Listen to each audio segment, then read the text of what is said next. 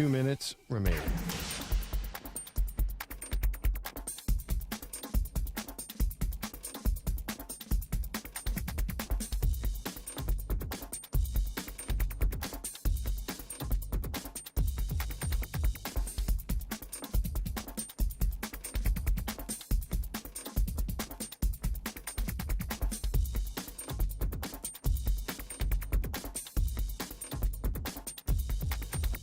One minute, 30 seconds remaining.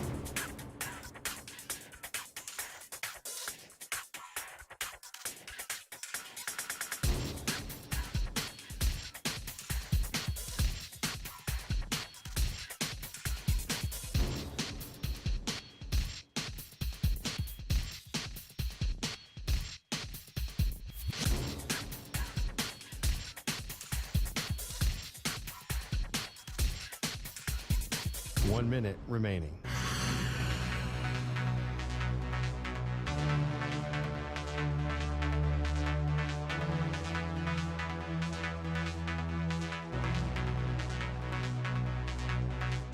.45 seconds remaining.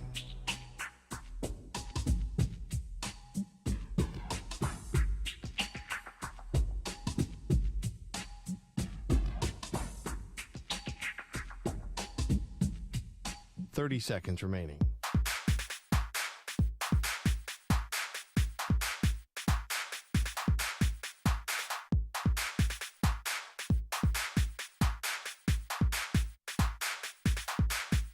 .15 seconds.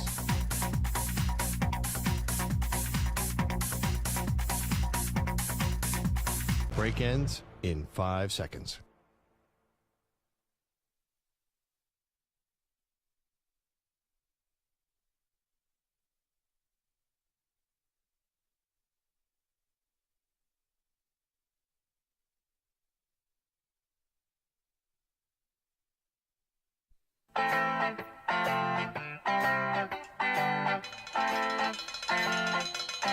We need a reset for Maggie. We desperately need something. Laura said it's okay, Maggie. It'll all be okay. You don't know that, Laura. Yeah.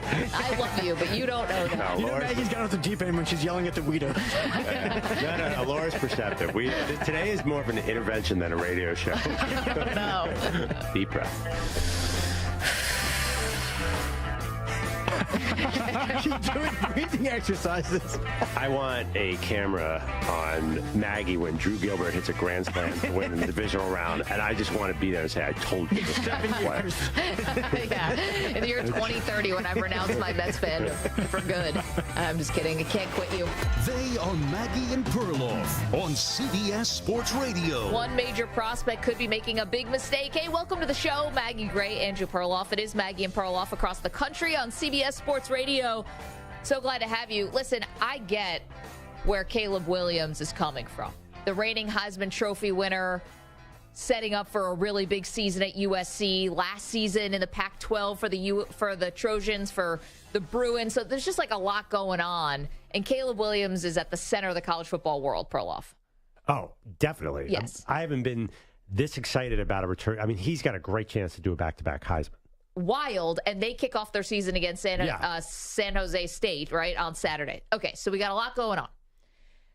Caleb Williams was talking to a friend of ours, Pete Thamel, used to work with him at Sports Illustrated, and we was talking about whether or not he's going to declare for the NFL draft. Now, listen, guys have to say something, right? They can't exactly go into their what could be the last season in college football, Perloff, and be like, "Oh, I'm out of here. Yeah, like, hold my beer. I'm gone already to the NFL." Like, that's not going to look great when you're about to start, a college football season. Yeah, you play the game.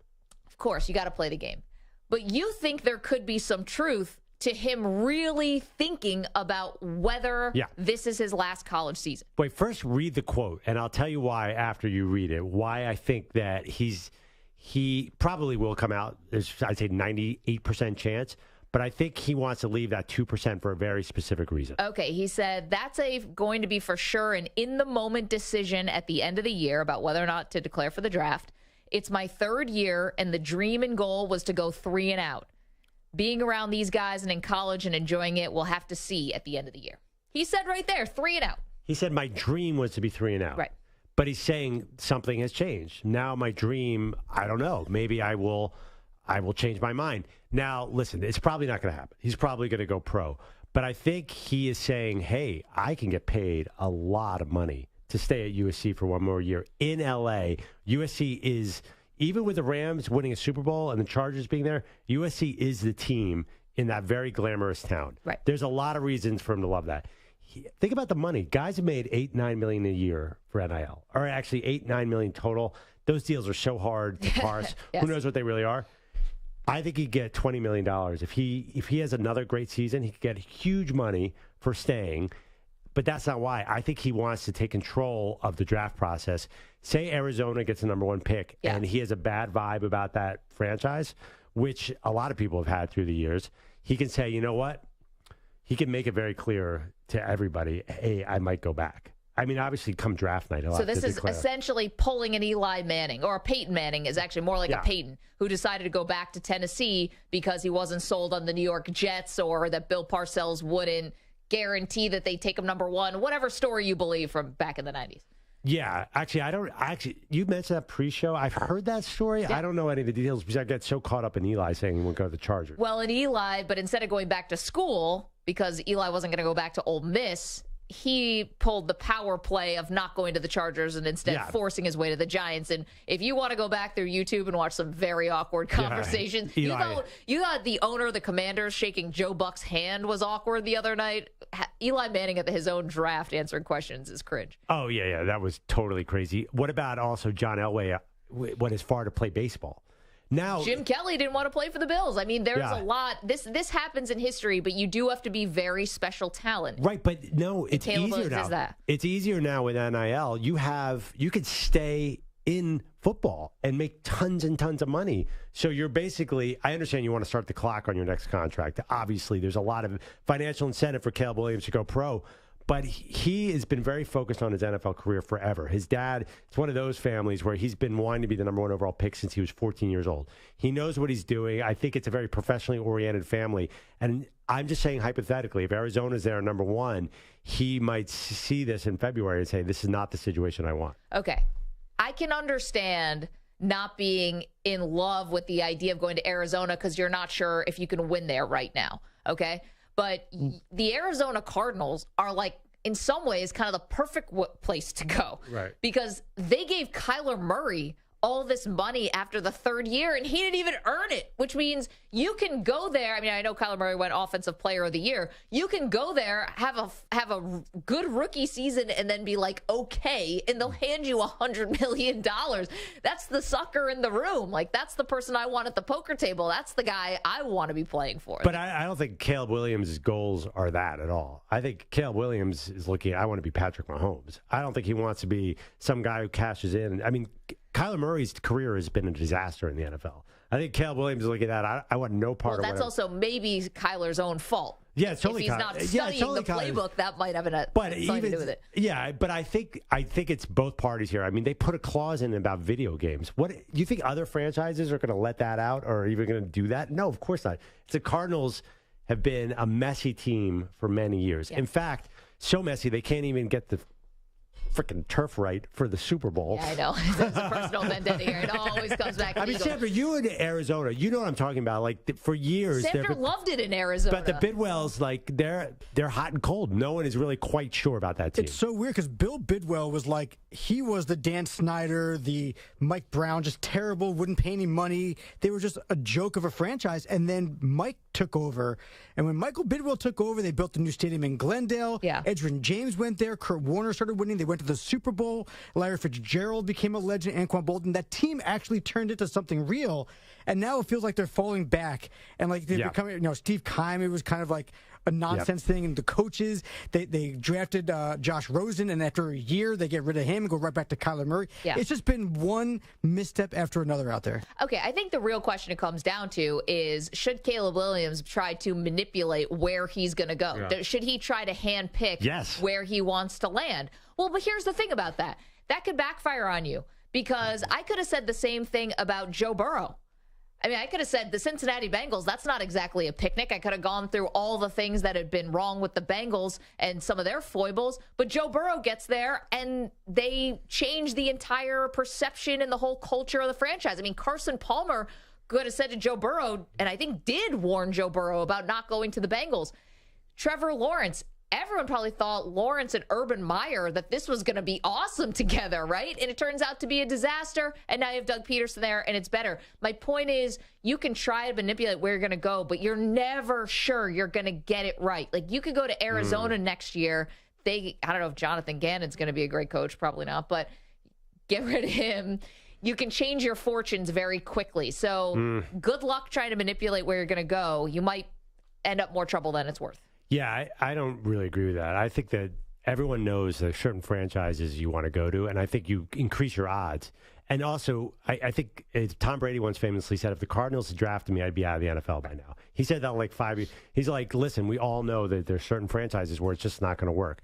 I'm not positive the Cardinals are that franchise. We're not even sure they're actually going to get the number one pick. But I do think if you're Caleb Williams, who's one of the most surefire, I think Trevor Lawrence was in the same category. But if you're that surefire number one overall pick, then you should carefully consider the situation. Now, Joe Burrow is a little different because he's from Ohio, and I think there was a lot going on. That's true. He couldn't have really turned his back on the Bengals. I thought that he was getting warned by Palmer. Yeah, I mean, I understand your point. It is a great point. Like, nobody would have predicted the Bengals. Of course, the Bengals did have, I think, 6 double-digit win seasons with Andy Dalton at quarterback. No big deal. Yeah, they were not. They certainly weren't the Cardinals by then. And also now the Bengals are like one of the most well-paying outfits out there. Like, they're going into free agency. Something happened where they sort of changed. Still no contract for Burrow yet, and our bet hangs in the balance.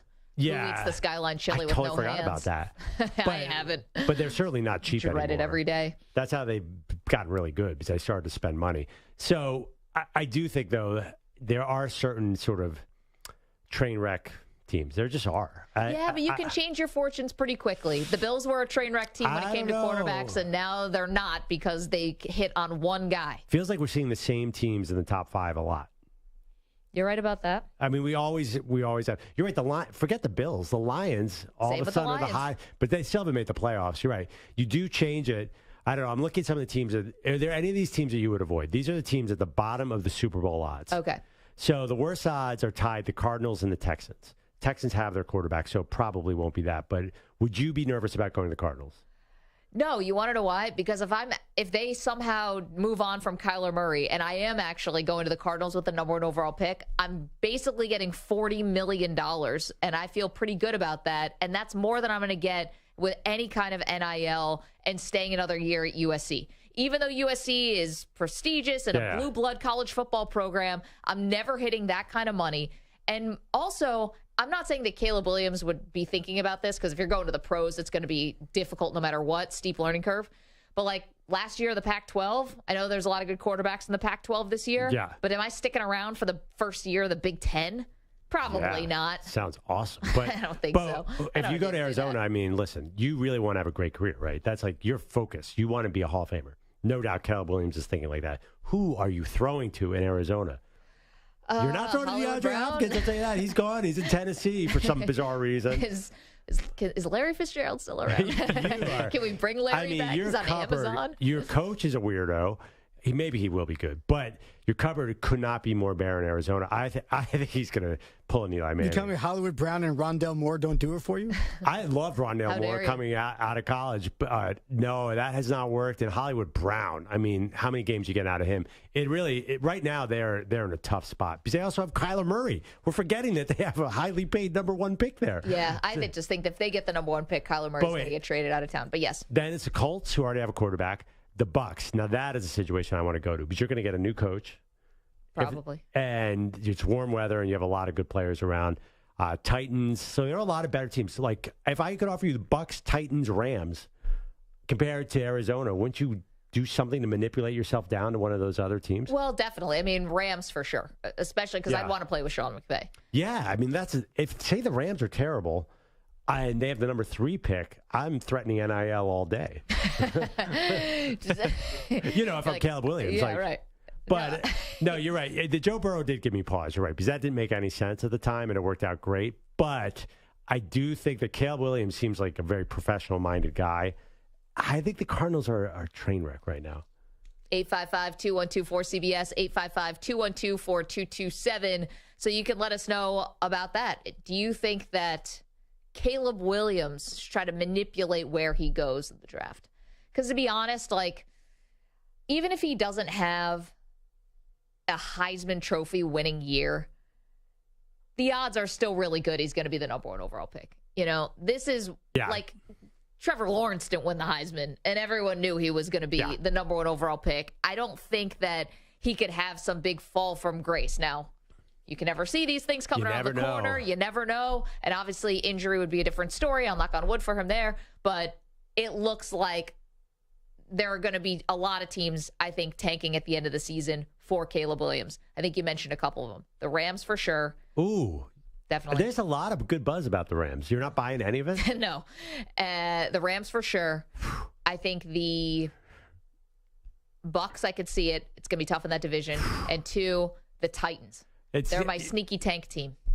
Ooh, I don't know. The Titans. I know. The DeAndre Hopkins things are going to throw you off. The Titans could also be in the AFC title game. These are going to mow down the AFC South. I think that they could be trading Derrick Henry at the trade deadline. There's a video of Derrick Henry working out today that I was like, oh, watch out for those Titans right now.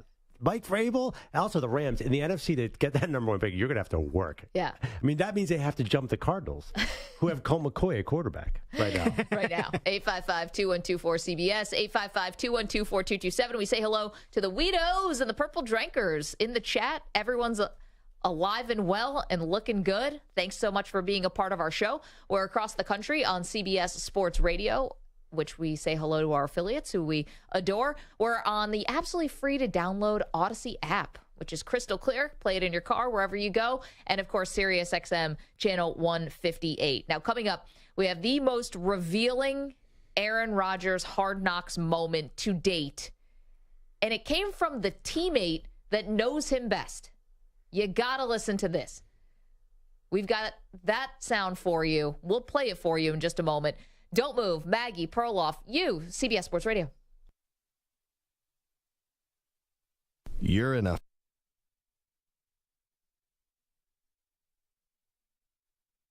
Make sure it's in good order.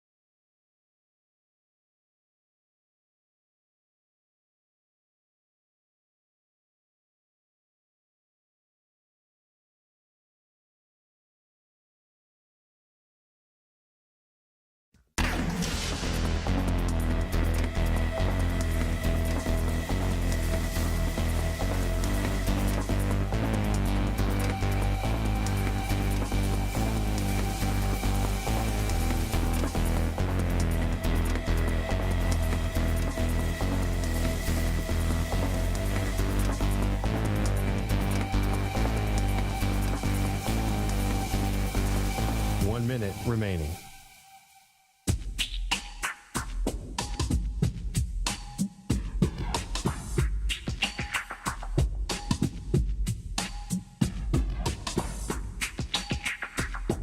"45 seconds remaining.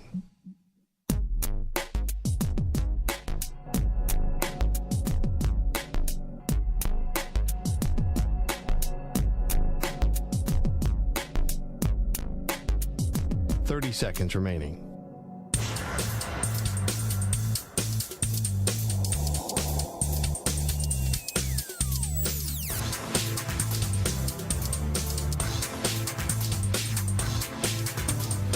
Seconds.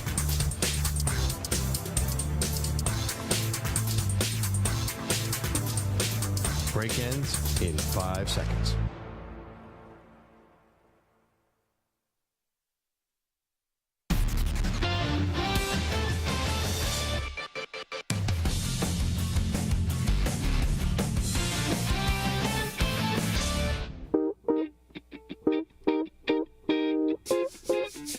All right, driving under the influence of marijuana is illegal, and law enforcement officers can tell if you're driving high. If you feel different, you drive different. Drive high, get a DUI, paid for by NHTSA.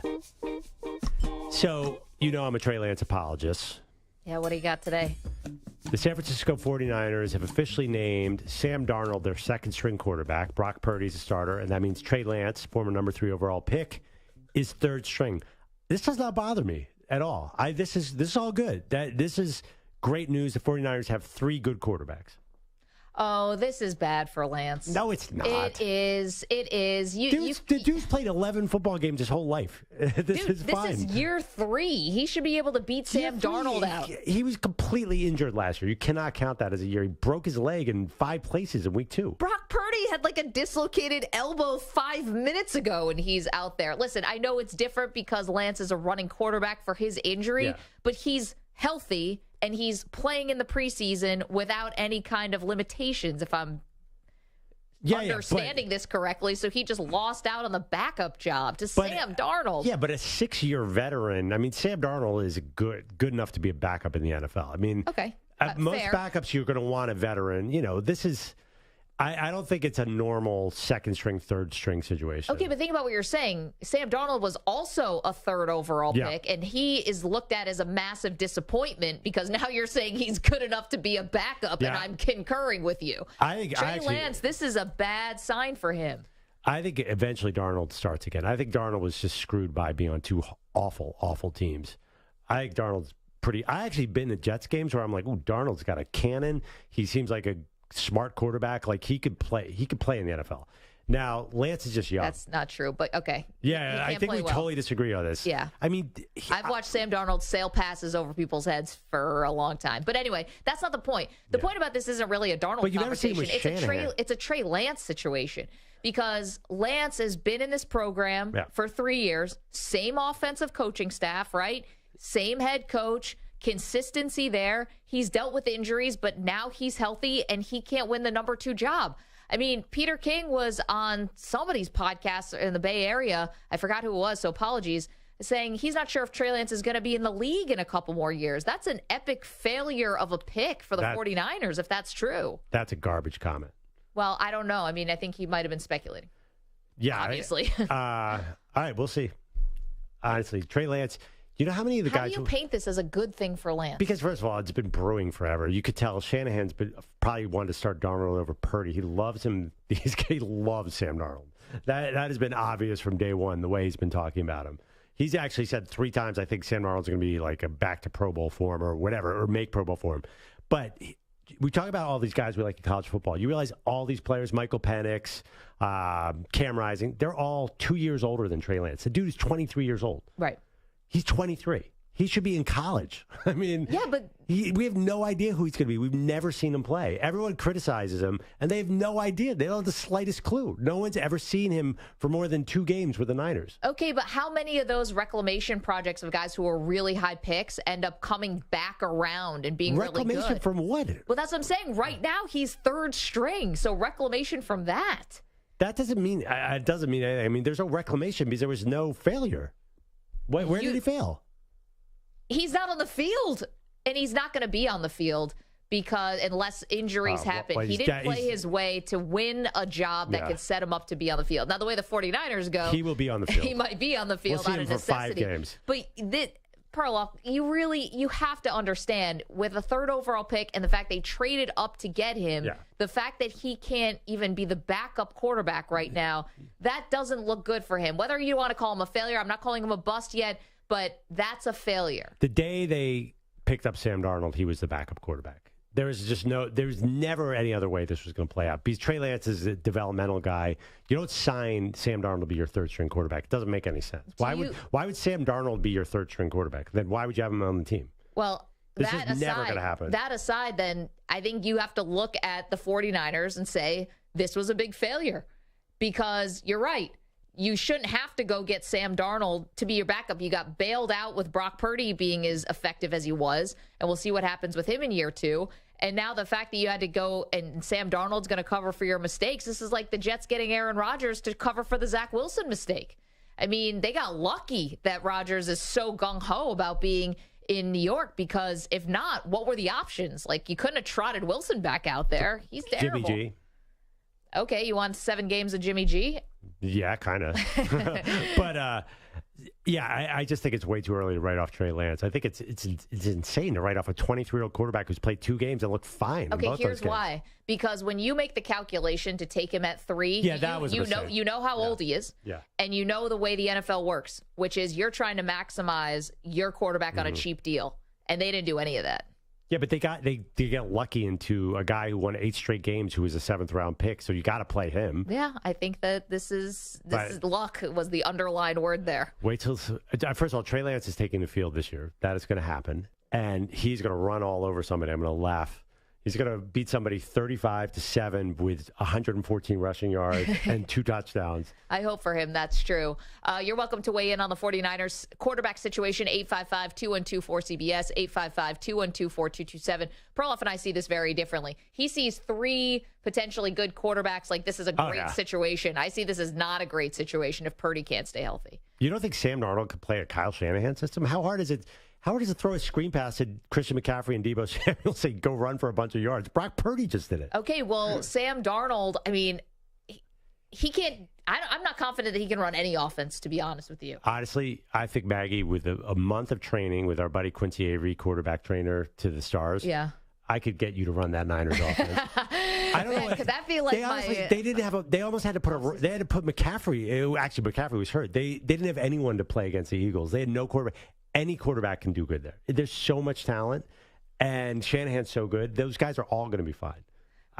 Let us know what you think. 855-212-4CBS. Yes, Sam. And just an update coming out of San Francisco. Trey Lance is not on the field for the 49ers today. Oh, so maybe he's hurt. Or maybe he's going to Minnesota. A little bit upset. Oh, you think that this is... or they're trading him. Or they could be trading him? It could be the end of Trey Lance in San Fran. There you go. That actually... That would be interesting. I'm trying to think. Didn't he knows the new GM in Tennessee, right? Rand Carthon. I think they have some kind of relationship, right? Yeah. So I think maybe that could be a possibility. I mean, come on, let's send him home. I've been saying it because I had a tweet in January that everyone's like, "You're insane," saying, "Oh, the Vikings should trade for hometown guy Trey Lance," and everyone's like, "What?" So that's been out there a lot because the Vikings need a backup quarterback. So they need a young guy with Kirk Cousins reaching the end. So. A little late in the process for that, no? Yes, what were the Vikings doing this whole time? I can never do the calculus. Backup? Kevin O'Connell is from McVay, who is similar to Shanahan, so I think they could bring him in. That being said, wait, who's the Vikings' backup? It's Nick Mullins. Yeah, all right. Yeah, I mean... Okay, so if he is indeed traded out today... They can't do Tennessee because they have Levis and Malik Willis sitting there. Yeah, that's true. But if he is traded today, then will you admit that this was a failure? No. From the 49ers? Well, yeah, I mean, yes. I'll admit right now, yeah, it was a mistake to take him at number 3. That definitely. But, failure implies, Trey Lance is a failure, and it's way too soon. I mean, he could end up... What if he ends up being a Pro Bowl quarterback? Well, if he does, then he does. But this is not off to a great start. No, but... Because usually if you have the tools to be if someone sees in you that you could be a Pro Bowl quarterback, they're usually not going to trade you. Yeah, but they could be wrong. I mean, listen, Patrick Mahomes, when he was 23 years old, had he done anything? I think he won the MVP. Let me do my math here. So he was Pretty drafted. sure that was the first MVP. He was born in 95. I'm not doing that. 855-212-4CBS. 855-212-4227. Okay. Yeah, you're right. He won the MVP at 23. God, I thought he was older. And he sat behind Smith for a year, Alex Smith. Okay, so we will get to Hard Knocks. We didn't get a chance to there because of the breaking quarterback news from the 49ers. All good. We'll move it to the next segment. No worries there, because this was eye-opening of what one of Aaron Rodgers' closest friends had to say about him to his new teammates. And it's not the kumbaya stuff that's been like the normal Hard Knocks bowing down to Aaron Rodgers. Who, by the way, the mustache is not working. He looks like he's part of the Village People. Like, put a hard hat on him. Do people even know the Village People anymore? Am I dating myself? Probably. I mean, they're, 78? Sorry about that. Stu, do you know the Village People? I do not. Crazy. Do you know when you go to Yankee games and in the 7th inning stretch and the guys are sweeping off the infield and they do YMCA? Oh, YMCA, yeah. Yeah, that's the Village People. Oh, okay. Cool. There you go. I saw a segment on Good Morning Football on NFL Network today where the co-hosts Jamie Erdahl and Jason McCourty were shown a picture of Bruce Springsteen and did not know who that was. Interesting. Do you know who Bruce Springsteen is? I know who Bruce Springsteen is, yes. Well, Stu's from Jersey. That's true, yeah. They would Jason McCourty's excommunicate from you. Is it McCourty? Oh, yeah. McCourty's also from Jersey. He went to Rutgers, didn't he? He's like a star there. They didn't know. All right, by the way, I'm stealing this from them. They didn't know who the lead singer of the Rolling Stones was. Stu, do you know that? No. Interesting. What is going on? It's is okay. your generation no just missed judgment. everything? No judgment. I mean, a little judgment. No judgment. Have you ever heard of Mick Jagger? Oh, yeah. Okay. You just didn't know the band. That's fine. No, it's not. It's a little crazy, right? No, I mean, listen, not knowing, I mean, the Stones are like the Stones. How do you not know? Listen, no, the I don't Stones are know the not difference between my kind of ASAP music. Rocky and ASAP Ferg. I don't know the difference between Lil Baby and Baby Baby or whatever. Yeah, but the Rolling Stones were around for 30 years, 50 years, and they're still rocking ASAP Baby and ASAP Rocky. 2 years. Yeah, ASAP In Rocky 40 and years, if you Rolling don't know, Stones are the that's a same problem. thing. I'm just saying. I don't like to judge. I don't know. Well, I mean, that one is that was weird. But no, not for you. I understand not only the lead singer, but this was crazy. They were basically saying 30-year-olds like you are, Stu, right? But Yep, 31, yep. 31 have no idea of any music that came before 2007. But Wow. is that true? And the music's been awful since 2007. For the most part. It was much better in 1977. Yeah. Yeah. Is that true? Like, do you know any of the? You know the Beatles names? I know, yeah, McCarthy, Lennon. Close. It's Mike McCarthy's brother. Mike McCarthy, yeah. Mike the McCarthy. legendary Beatles singer. McCartney. Listen, close enough. Dude, I no, get it. trust I'm me, not gonna you're age way cooler than- shame Stu. No, Well, he's you're got two. way Can you cooler. get the other two? Yeah, the other McCartney, two? Lennon. You gonna play drums? I don't know. It's okay. Ringo Starr? Oh, Ringo Starr, yeah. Do you know the other guitarist? George Harrison? I've heard of all of them. Okay. I He's feel, heard I of feel them. like even like music fans forget George Harrison at times, but like I feel like Ringo's like the third. It's excusable to forget Ringo and George, sort of. George, I think, is more understandable to forget. I think actually, I hate to say it, like it's kind of hip and cool to not know who Mick Jagger is, and like it's like knowing Bruce Springsteen is or liking Bruce Springsteen, you're immediately culturally irrelevant. Basically, if you admit to Wow. like I love Glory Days or something, like you're like, oh man, that's an Unless old you're guy. Bill Belichick, who went to both a Bruce Springsteen and a Taylor Swift concert this summer. Yeah. Yes, and he got all the love in the media for going to the Taylor Swift. No one's like, oh, look, Bill Belichick gets it. He's at the Bruce concert. Yeah, No, well, it's- that's because it's like, and water's wet and like the sun comes up and rises in the east. Is Bill Belichick going to a Springsteen concert? Oh. Of course. Yeah, but I can't actually see him like rocking out at a concert at any. It definitely was forced to by his girlfriend. You know? Wait, Stu, do you know who the lead singer of Aerosmith is? Just take it a little sooner. That's what. Yeah. Do you know what Aerosmith is? I do. Aerosmith. No. Okay. Steven Tyler. Okay. That's That's fine. a little tougher. Was that tougher? He okay. might know his so. daughter better. Liv Tyler. No. Armageddon? Oh, no, he doesn't watch movies. Yeah. Never mind. Well, actually, you know what? A lot of people clearly don't know music, but Stu's lack of knowledge about movies is an incredible thing. So last night at Hard Knocks, I know I teased it. We didn't get to it, but they do a film session. I guess maybe this was the second episode. I was catching up on it last night.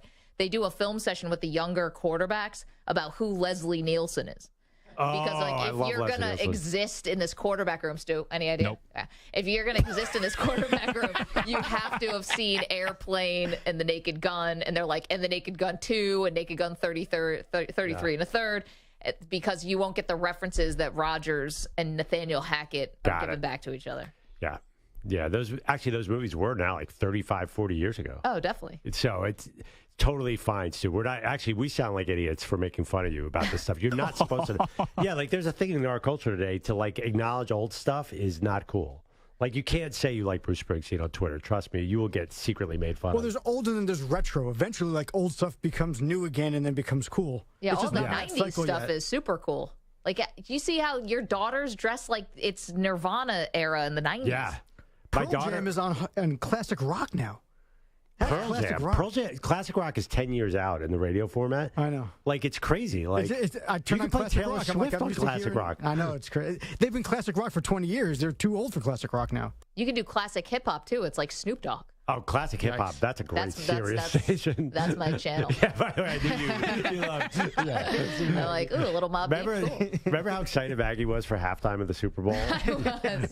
Oh, like Dre and Eminem and Snoop Dogg and Mary J. Blige. Oh my She's God. like, finally, they're marketing to me the NFL. They were. Yeah. Now I'm the demographic. I've arrived, people. 855-212-4CBS. 855-212-4227. All right, we got the Hard Knock sound. We'll get that after this CBS Sports Update. Here is Rich Ackerman.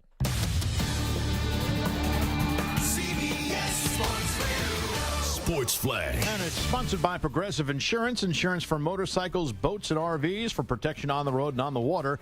See how much you could save at 1-800-PROGRESSIVE and Progressive.com. Sam Darnold wins the 49ers backup job, and now former third-pick overall Trey Lance is reportedly being shopped. Jets receiver Corey Davis stepping away from football at the age of 28. His time in New York curtailed by injuries, and he was the subject of trade and cut speculation. He had 1 year left on a 3-year deal. Steve McMichael, the heart of the Bears Monsters of the Midway defense, one of the senior finalists for the Football Hall of Fame, along with former Broncos linebacker Randy Gradishar and the late Art Powell. Baseball this afternoon.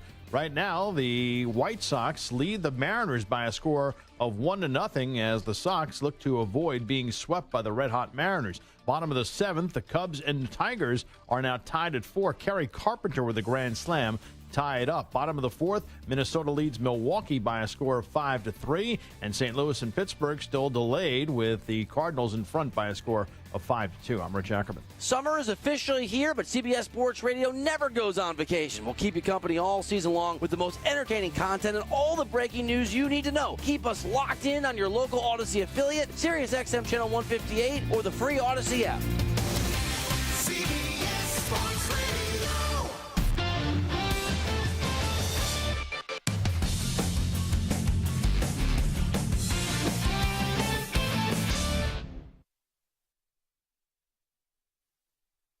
'You're in a 5-minute break.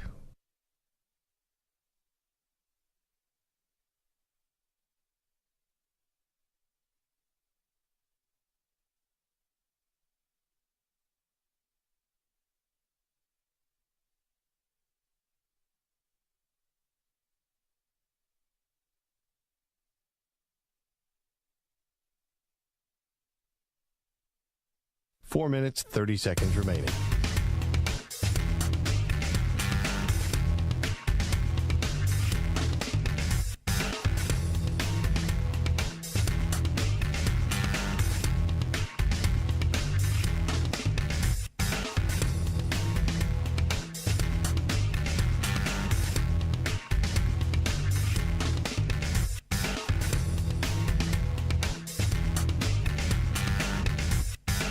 Four minutes remaining.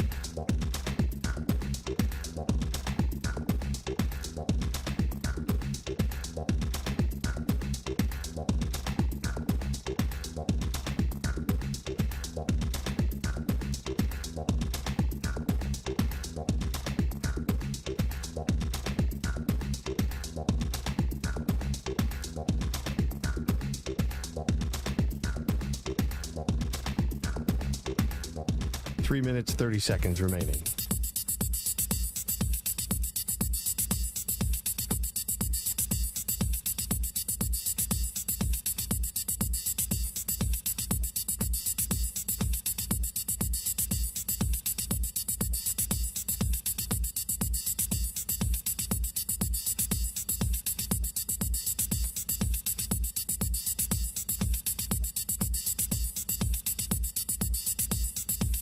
Three minutes remaining.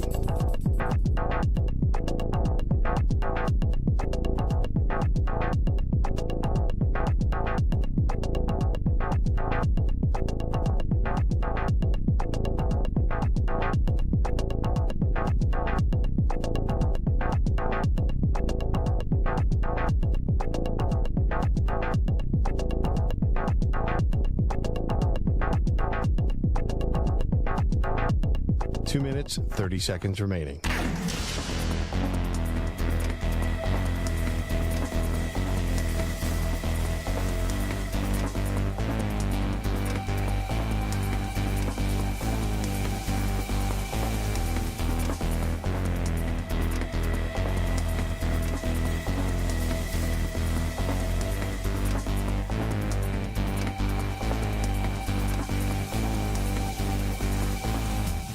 Two minutes remaining.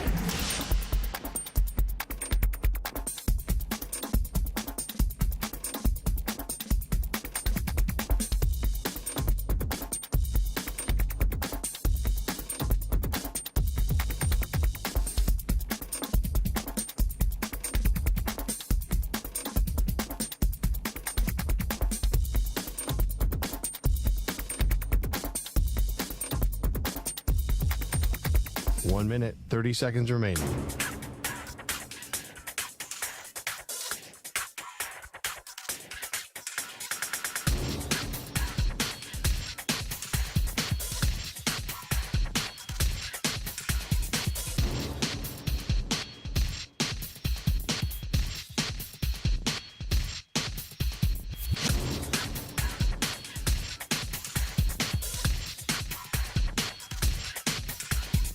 One minute remaining.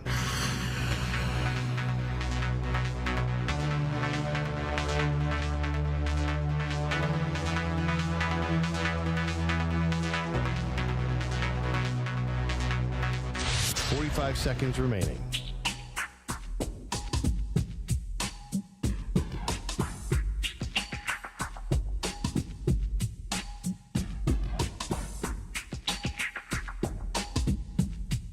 Thirty seconds remaining.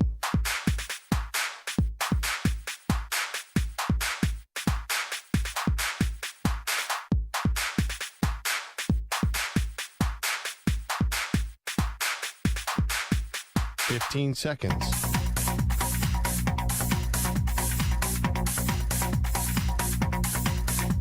Break ends in 5 seconds.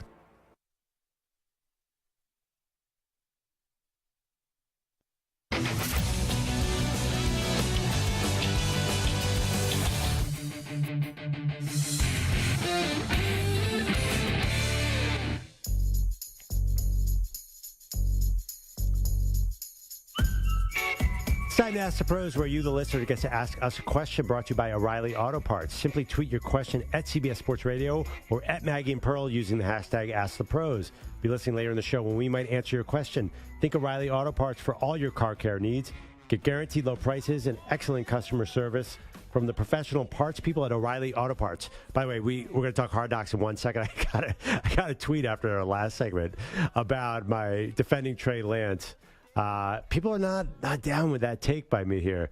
At Andrew Perloff, it's from Rob Sinclair. Man, your Lance take is infuriating. You got to be kidding me. He's not a disappointment. Maggie Gray is correct! Exclamation point. Well, I mean, listen, thank you, Rob, and checks in the mail. But the report is, and the breaking news that's happening today, if you want to call it that, is Sam Darnold was named the backup quarterback to Brock Purdy. So now the future of Trey Lance is in doubt because... Are you really going to carry all three? Does Trey Lance have any trade value? And clearly the organization, if he can't beat Sam Darnold out after he's been in the franchise for 2 years, should understand everything going on. Well, I mean, that's not great. He's been hurt. It's not really. Is Brock. I mean, so is everybody who plays quarterback for the 49ers, and Lance is back. Here, okay. My buddy Benjamin Solak of The Ringer, real smart football guy. Here's what he tweeted. On the show. Yeah, great guy. Can't blame the Niners here. Lance has just not been healthy enough to take snaps and grow as a player. Guy has fewer than 200 NFL pass attempts to his name. That's why it is impossible to fairly assess the Niners' decision to trade it for Lance. He's just been too hurt. The guy's been injured. It's different than Zach Wilson. He hasn't been out there. Okay, but here's the thing. If you still feel like he had very little experience in college, and yet the 49ers felt comfortable enough with that little experience in college to trade all these assets to trade up to get him at 3. So now you have little to go on at the pros. If you still believed in him and you still believed in his future and your ability to develop him, you wouldn't care about that. You'd say, all right, we're in this for the long haul. We're not in this for the short. But if they had not discovered Brock Purdy, then I think Trey Lance would be number 1 on the depth chart. Sam Darnold would be number 2. Because I think they brought in Sam Darnold as a steadying presence to be the number 2 quarterback. And how crazy is it about your evaluation that Mr. Irrelevant could beat out 3rd overall pick? Wow. And make you change your math. Because he had all that success last year. I think everybody would start Brock Purdy. He won 8 games. How many games in a row did Brock Purdy win? Yeah, he was awesome. And he looked pretty good in preseason. That being said, if Trey Lance is there, all 3 quarterbacks are playing because it's the Niners and everyone seems to get hurt. That is true. Maybe if somebody blocks the guy who's flying in on the blind side, then Brock Purdy will be okay. Yeah, block Hassan Reddick and maybe you have a shot at a Super Bowl. But that was not a thing. I mean, when basically every position on the field for your offense can play running back at any given time, you never know who's going to be carrying the ball where. Nobody's going to block. So I think that this will work out. I have faith in Trey Lance. You cannot knock me off my Trey Lance pedestal, Maggie. You do love him. 855-212-4CBS, 855-212-4227 if you want to weigh in. Let's get to Aaron Rodgers. What the is Aaron Rodgers up to today? Well, basking in the glow of yet another exceedingly complimentary episode of Hard Knocks, but I don't begrudge Hard Knocks for that. Rodgers is coming across as charismatic and everything. But we got a little of the true Aaron Rodgers in the latest episode because Randall Cobb, Perloff, is longtime Aaron Rodgers teammate. Rodgers, the godfather of one of his sons. Close friend. Confidant, if you will. Randall Cobb got the receivers together and told them what the real Aaron Rodgers is like. I was just talking to 12 or 8, and he was just telling me, you know, we had a lot of mistakes in our room today, just basic stuff. Like, we can't have that.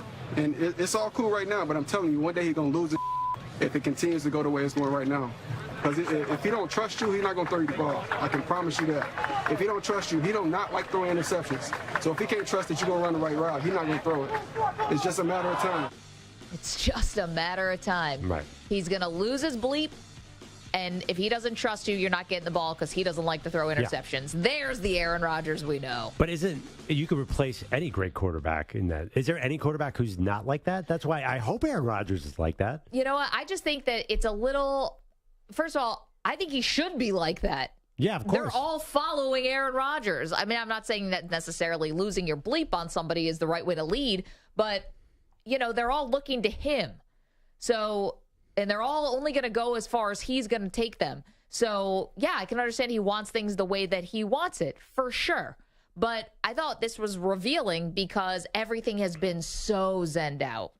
You know, he's wearing a hat that says, cherish the little things, you know, and it's this new Aaron Rodgers. And Randall Cobb is here telling you, if you mess up, he's going to lose it on you, you know? And so I think that was like, hey, for now, he's playing nice. But once it comes game time, and if you hit some adversity, you're going to see the real Aaron Rodgers. I think every quarterback should be like this. If Dak Prescott was smart enough not to throw to those scrubs, honestly, he had no one to throw to last year, and that was half the interception problems. Well, CeeDee Lamb, but yeah. Yeah, but at a certain point, like the defense, like, oh, he's only looking at CeeDee Lamb because he knows anybody else, he's going to hit him in the numbers. It's going to pop up in the air, and it's going to be a pick six. So I would hope. I love the way Cobb described that. He's not scared of drop passes. He's scared of the receiver running the wrong route, throwing the ball to where the receiver's supposed to be, and having an interception. You know, I love certain quarterbacks. you don't know how many times I'm watching it, and they're like, "Oh, Andy Dalton just threw a terrible pick," and then I might talk to somebody close to Andy afterwards. They'd be like, "Yeah, the receiver ran the wrong route," because receivers cause all these interceptions. So Rodgers should be like this, and you know what? It's interesting to me the Jets keep letting these things sneak into the Hard Knocks because they have final approval. Like, they are sending messages to the certain units, right? The offensive line got killed in week 2. Yep. Now the receivers better sharpen their game right here because they could have taken that out. Definitely, but they left it in because they wanted you to see what the real Aaron Rodgers is going to be like, and they want the receivers to get their acts together. Yeah, I think that was a wake-up call to the receiving corps. Definitely. So Rodgers gets an advanced copy of this, right? So he's watching this in theory probably Monday, and the rest of us get to see it on Tuesday. So here's Rodgers before the episode even came out talking about what Randall Cobb said. Cobby said some things about how you gotta watch out because 8's gonna snap at some point. I don't feel like I'm the snapping type anymore. I mean, I'm gonna raise my level of intensity, but that doesn't mean I'm gonna embarrass anybody. I don't want to do that. I want to make guys feel like they're a part of this and they're gonna get that respect and that kindness. There's gonna be accountability though, for sure. Yeah, that sounds great until you're 2-5. I mean, here's the thing. I just remember this from working with Bart Scott. He always said that when adversity hits, guys revert to what they know. And if what you know is maybe snapping at guys or whatever, if adversity hits, listen, if they start out the season 7-0 and everything's gangbusters and they're rolling through the hard part of their schedule and everything's great, then cool. But if it gets tough, then I think you're going to see Rodgers revert back to, hey, what helped me, what got me here is when I was barking at guys. I sure as hell hope so, because I do not want to see this Jeff Spicoli, man. Like, hey, man, no big deal that you dropped that pass and they ran it back into the end zone. What is he talking? Of course he's going to yell at receivers. I assume every quarterback does that.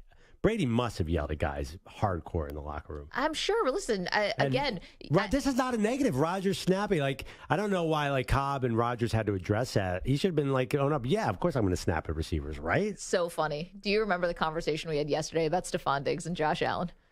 Yeah, what about it? About Diggs yelling at Allen. Well, receivers cannot yell at quarterbacks. Wait, so it's only one way. So Perloff does not think receivers can yell at quarterbacks. No, of course quarterbacks can yell at receivers. Yes.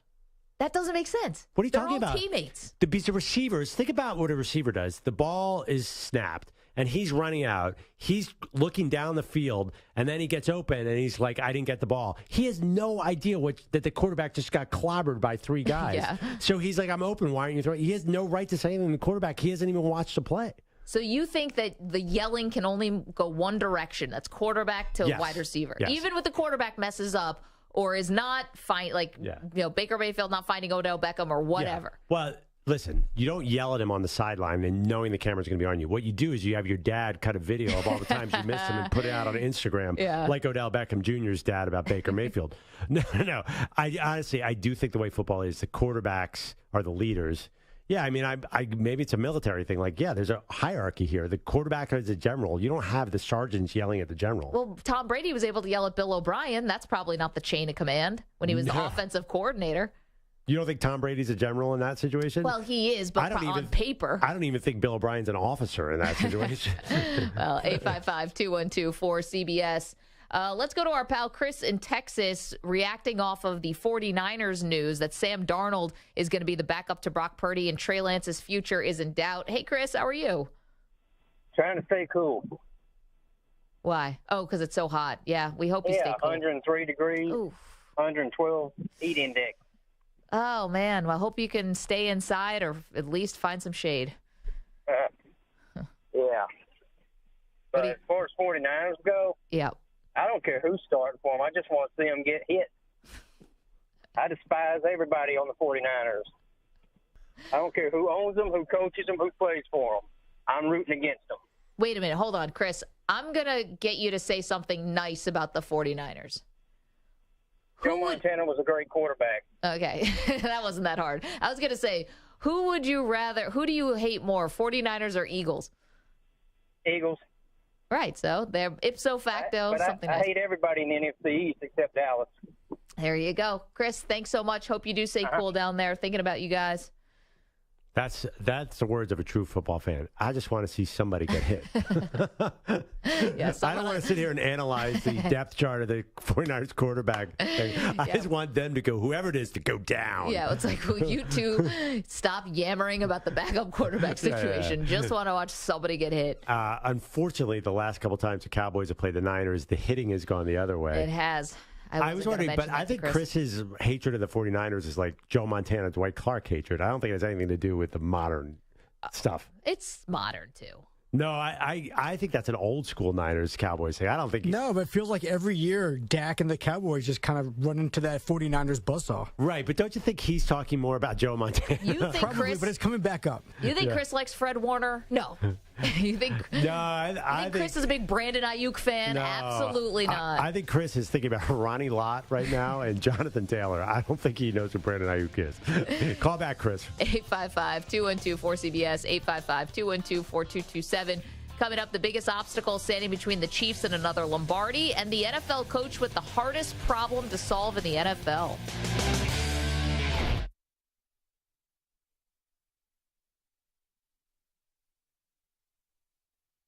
You're in a 5-minute break.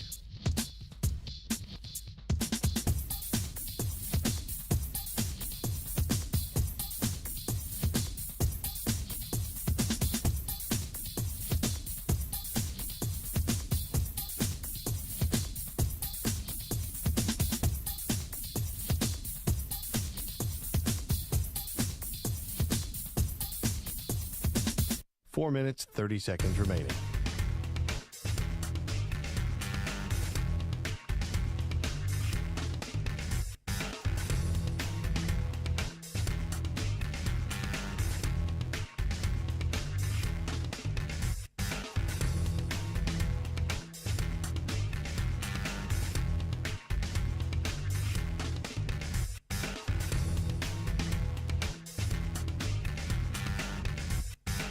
Four minutes remaining.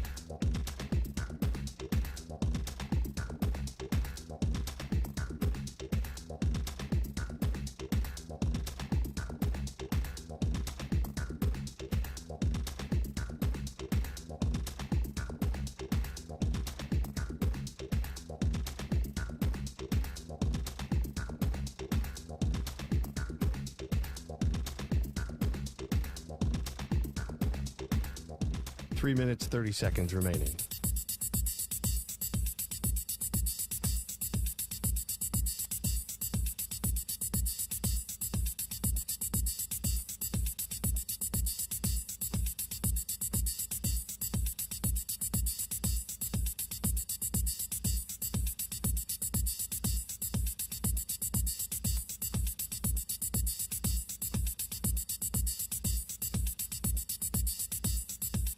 Three minutes remaining.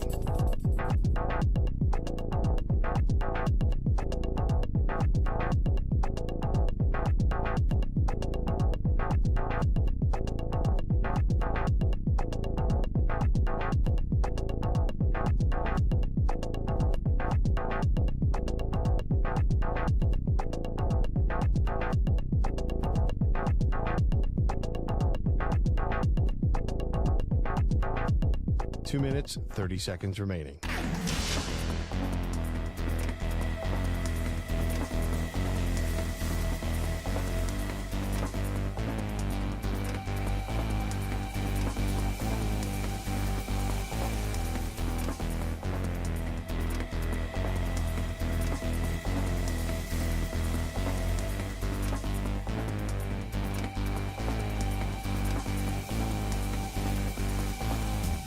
Two minutes remaining.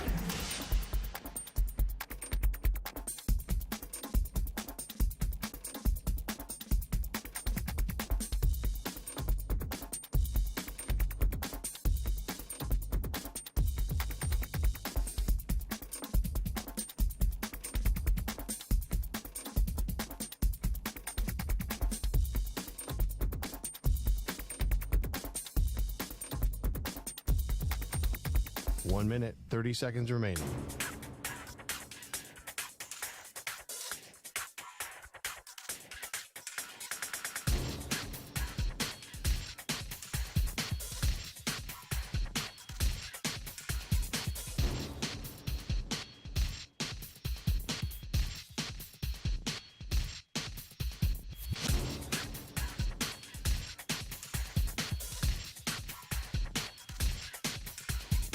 1 minute remaining.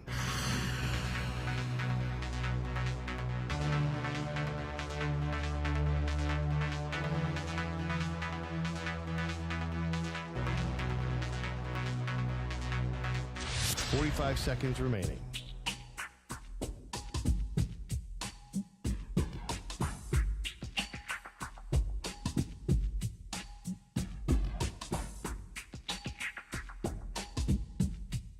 .30 seconds remaining.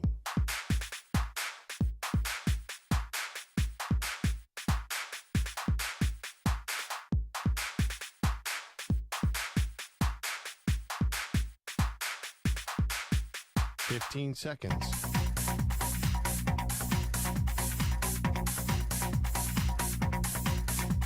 Break ends in 5 seconds.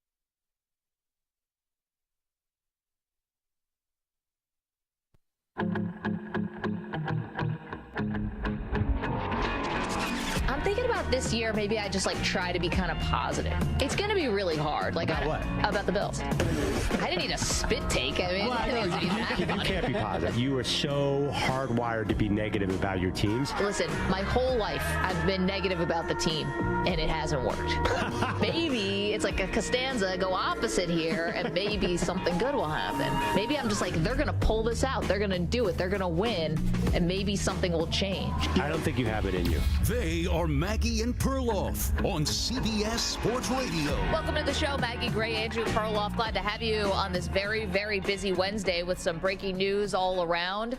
Breaking news from the 49ers, and that is Sam Darnold will be the backup to Brock Purdy, and now Trey Lance, the former number 3 overall pick. Sam Darnold also number 3 overall pick, but Trey Lance, the more recent. His future is in jeopardy, and he was not on the practice field today. So what does that mean? Could he be traded? Is he maybe ticked off about not being the backup? We don't know. So we're waiting on some information there. We also have this news story that's sort of trickling out right now. And for our audience on the West Coast, we know this, and on the East Coast, this is very interesting, that the ACC is continuing discussions today. ESPN reporting some new talks today about adding Stanford and Cal and possibly SMU to the ACC. Now, they're still talking about the finances. What else is new? The vote is not going to happen today, but we know how this works with college football, Perloff. This could happen and come down at the drop of a dime. I mean, listen, this is just silly because the Big Ten gets USC and UCLA and now Washington and Oregon. And you're the ACC, you're getting Cal and Stanford? What kind of trade is this? This is terrible. It's not about, what's plan A. We're at plan Z right now. Nobody thought this was going to devolve the way that it did. I mean, once USC and UCLA left, you thought, all right, well, the Pac-12 is definitely on shaky ground. And then Oregon and Washington, and then the Arizona schools in Utah, and Colorado, and it's just been slowly devolving. Now, the Oregon State athletic director gave an interview to The Athletic not too long ago, and he was really hoping they could keep the Final Four, Washington State, Oregon State, Cal, and Stanford together and start a new Pac-12. Like, they would be the foundation pieces of a Pac-12. It doesn't look like that is the way this is going. That would be a flawed Pac-12. I think that would not be the Pac-12 old. Let me read you. I did some math here. Okay. The record of Cal and Stanford since the year 2020, so this decade. Yeah.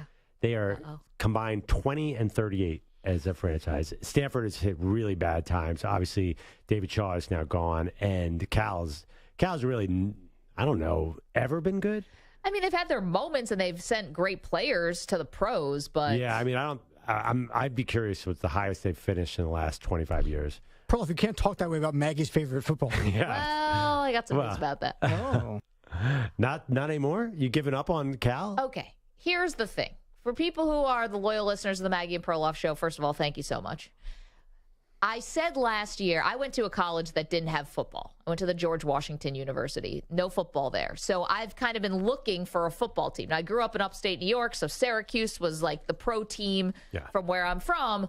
But I was kind of thinking, well, we're doing a national radio show now. I watch a lot of college football. I love college football. Maybe I should adopt a team. Sure. And I got so heavily recruited by Cal and our friend Amy Trask and a few other alums. Former Raiders president, yeah. Yeah, I know. Look at us. Yeah, we were in high circles. Yeah, Maggie, you got fooled by the star power. I did. I was blinded by just like the ACC is about to. And obviously, Amy's so incredibly nice and welcoming. She's like, "Oh, you got to come over." The mascot's making me videos. I mean, they really put the full court press. Like they walked into my living room trying to get me to come play linebacker for them or something. Yeah, you've never been recruited for college football. No. Now you know what it's like. I was like, wow, is this a personalized message from Marshawn Lynch? That's crazy. Jalen Brown's online too. I do hear that Maggie may have taken some impermissible benefits on the table, but that's neither here nor there. Listen, my eligibility was up long ago. But anyway. You made a tragic choice because your finalists were Cal and LSU. You're like, I don't know about this fake accent thing with Brian Kelly.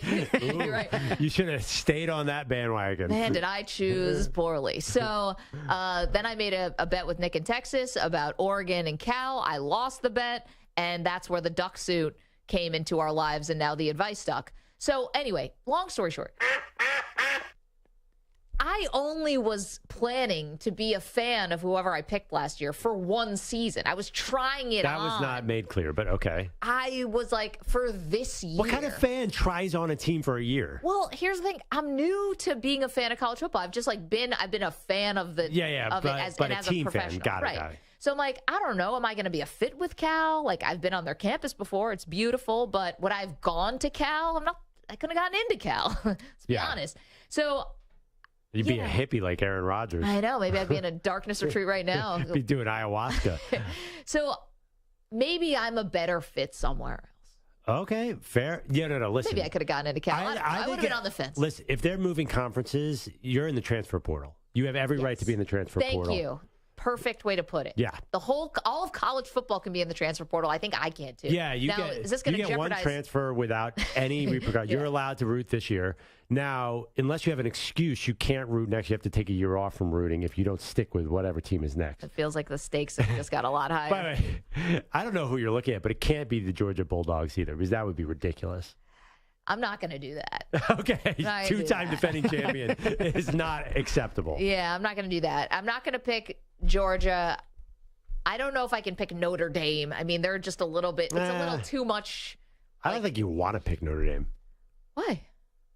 I don't know. You don't want to pick Notre Dame. Yeah, no, you want to pick Sam Hartman believer. I think you want to pick a team that's on an ascent, not a team that really peaked around the movie Rudy. I did love that movie. It was in both of our top 5 great football movies.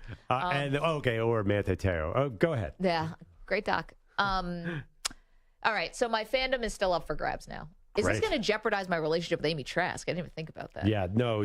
Amy loves Amy. her some Maggie Gray. This is bad news. Nobody tell Amy. Do not tell Amy. She follows every tweet you have. She, sends back a nice note. This is going to be really bad. So I shouldn't put out a tweet about this. And don't at Amy Trask at all. Like, Amy's like one of the most influential women in sports ever. I can't have her on my bad side. So if I accidentally already hit the send button, it may be a mistake. What are you doing? You're supposed to be on TikTok only. Doing dances. I don't know. Anyway. All right. I'm putting a lot on the line here. I'm jeopardizing my friendship. Anyway. By the way, I don't really have a team, but I have 5 teams. I'm never worried about you. Yeah. You are wherever the wind blows. Can I tell you right now, my Utes are looking good in preseason. Yeah. I am claiming some Georgia Bulldog fandom right now because of my Carson Beck Heisman bet. And the Texas Longhorns, Sark is the best. So, yeah, I got 4 or 5 teams for this year. Yeah, Perloff sprinkled in every time zone. But don't you want to do that? Aren't you tempted this year because there's so many returning stars? Aren't you fired up about certain teams? Can't you wait? I can't wait to see a lot of these teams. It feels like it's going to be a hard year to pick a team because there's a lot of teams that are worth picking. Well, this has been the cool part about the transfer portal because, seeing all these quarterbacks move around and, some big defensive ends and stuff like that has been really cool. Wide receivers. Yeah. No, it's gonna be great. We know a lot of guys. My guy DJU was finally named starter at Oregon State, which I don't understand why he wasn't originally the starter. But anyway, here we go. 855-212-4CBS, 855-212-4227. Our pal Josh is in Harrisburg, has a thought for me. Hey, Josh. Boy, I'm really feeling the all-encompassing passion for college football fandom from you there, Maggie. It's oozing out of me, Josh, you know. I think I've been a team on the ascent. I've been a fan of this team. I didn't go to college. I'm a truck driver. When I was a little kid, I saw this war chief trotting out on the field with this flaming spear on fire, and it got planted in the ground, and it was on. And from then on, I've been a diehard Florida State Seminoles fan, and I think we're coming back. I think we're on the ascent. You know, Josh, you picked wisely. You've had a lot of good times and a lot of great players to go through FSU, so it was not a bad choice on your part. Been a little while though. I know you had the Jameis year, but it's not like my youth. When I was a kid, Florida State was it. Oh man, they were amazing. Charlie Ward was the greatest. I told you I went down to a game in Tallahassee, right? Yeah. I was like, oh boy, we are not at Dartmouth anymore. What are these outfits that the co-eds are wearing to this football game? What is it? Stu, put it on your list. That's all I'm going to say. Not to be completely shallow, but it is one of the most...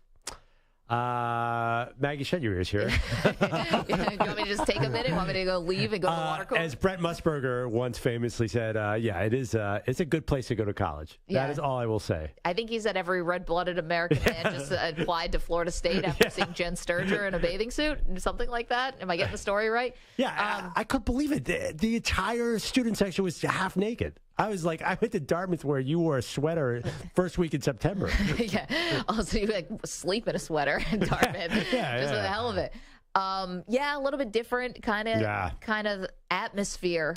By the way, I watched part of the much criticized Florida documentary on Netflix. Oh yeah, it's been panned.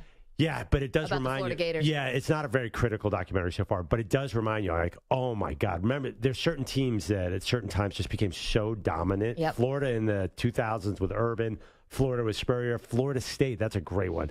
Remember when they had Peter Warwick and like they were getting in trouble all over the place, but we're missing that. Just a dominant team where everybody's getting arrested left and right. I felt some nostalgia for that. I don't know if we want that, but I felt some nostalgia. I'm like, oh man, that was kind of cool as a fan. Well, I think, though, that Josh might have a point here. I do think Florida State is going to be a really interesting team to watch. Obviously, our pal Jordan Travis, who comes back, who is fantastic.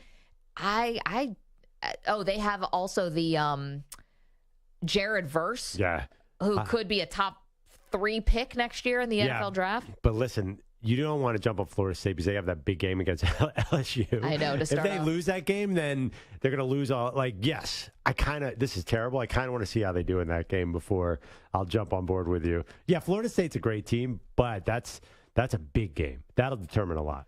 So one of a website that Perloff and I both really like is one called Saturdays Down South. They do a great job covering the SEC, and they did this really fun graphic about things that trigger every SEC fan base. Ooh, that's fun. Yeah, it was great. And so, like, for example, what triggers the Tennessee Volunteer fan base? What? Lane Kiffin. Oh, anytime you mention Lane Kiffin, like a Tennessee fan just totally loses it. What triggers, Texas A&M, any talk about buying recruits. Okay, I was going to say Nick Saban. But right. Jimbo Fisher got really upset about that. What triggers LSU fans? Ooh, LSU fans. I have no idea. When Ohio State claims Joe Burrow. Things like that. Nobody at Ohio State claims Joe Burrow. Okay, so these are kind of fun. So we were wondering, what are the triggers for the teams that we are fans of?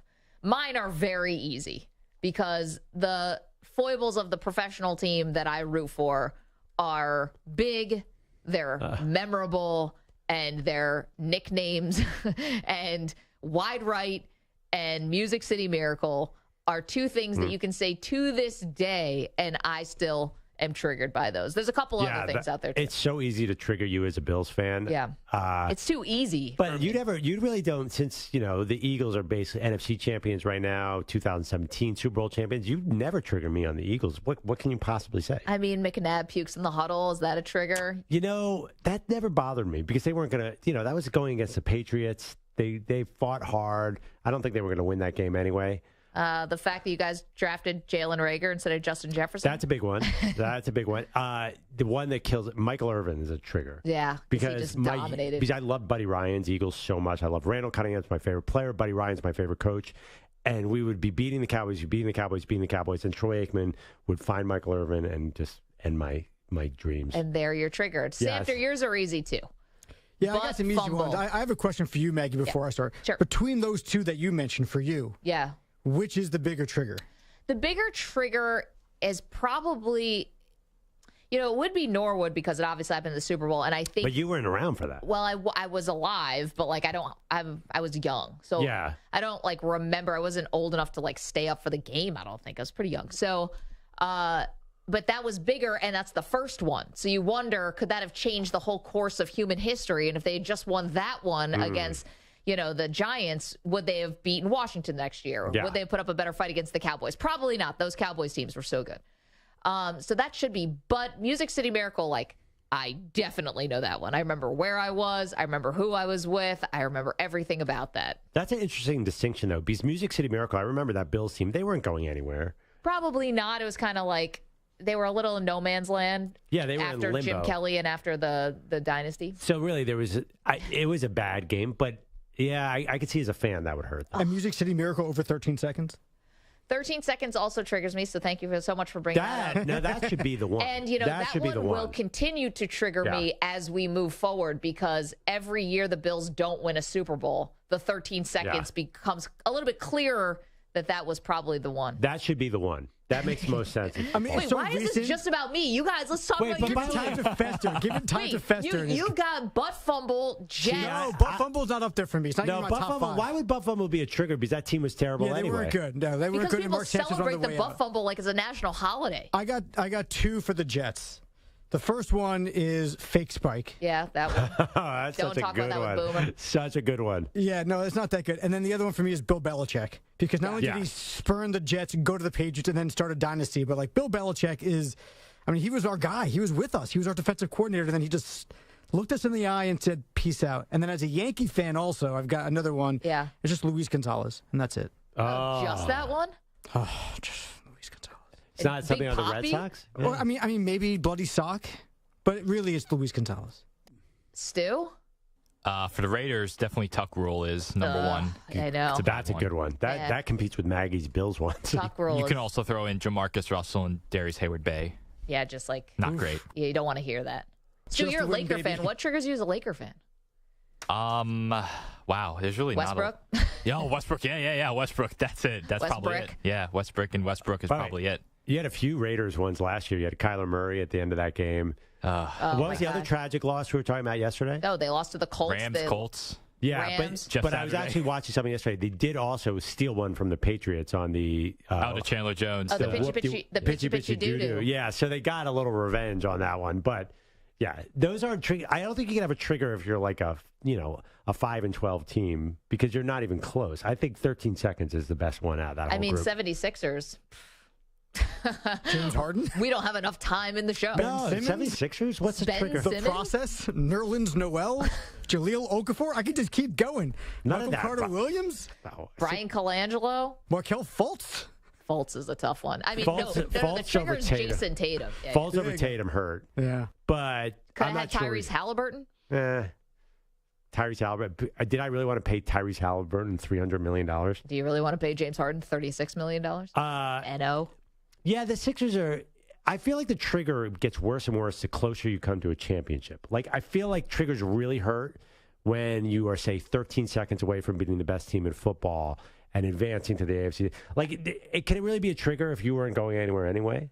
Well, it can be because if it's etched in time in your mind, Yeah. Something like that. Billy Wolf, in the chat, youtube.com/CBS Sports Radio says Yankee fans are a trigger for most other baseball teams. Yeah, I can feel that.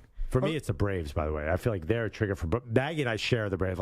What the heck, Matt Olson? Where'd you come from, dude? Yeah. They just start creating superstars left and right every year. They're the worst. As a Mets fan, how about Kawhi Leonard? That shot. That's a big. The bouncer, Game 7. Doesn't bother me. Eastern Conference Finals, Game 7, tie game. bouncing shot in the corner, that's not a trigger for you? Nah. Oh. I don't believe him. No, because that Sixers team was... Had a shot. We want to know what your team's trigger is. Let us know. We've spilled our guts about ours. 855-212-4CBS, 855-212-4227. Coming up, which college football quarterbacks will be dominating this season? We've got that. Don't move. Maggie Perloff, CBS Sports Radio. You're in a 5-minute break.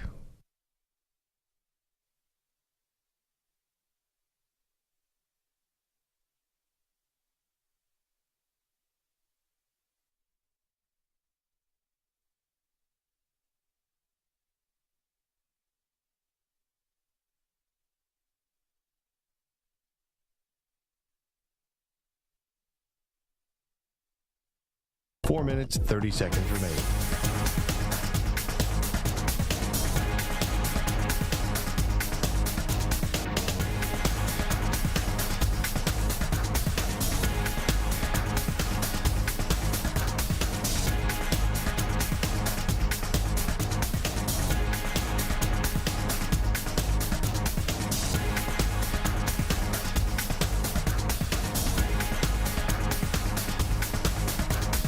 Minutes remaining.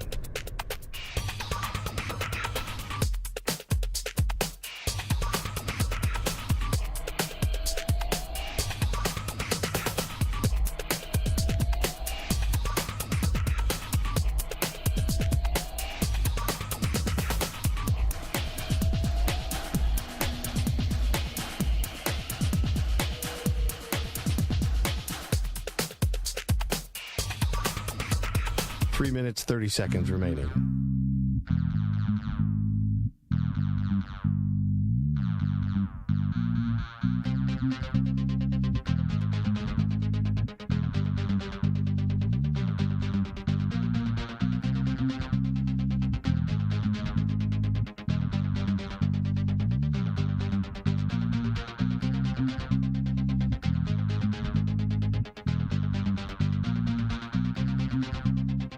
Minutes remaining.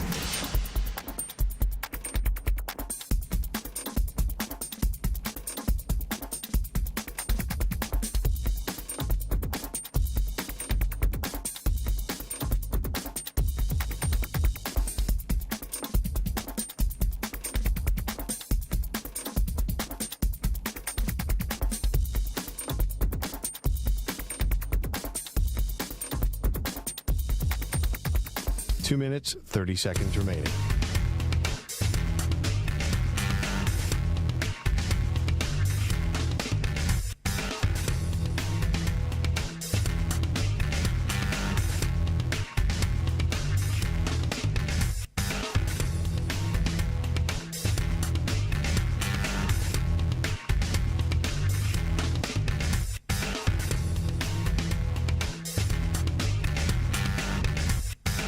Two minutes remaining.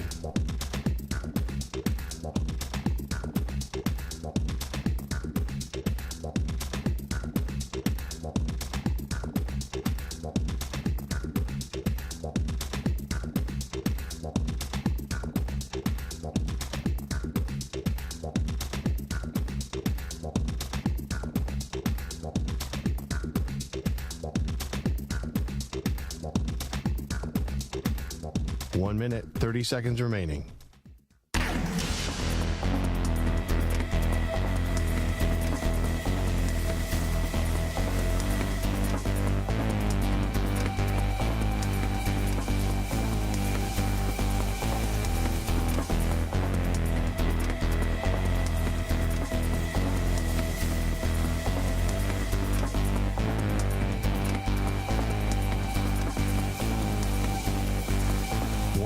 Remaining.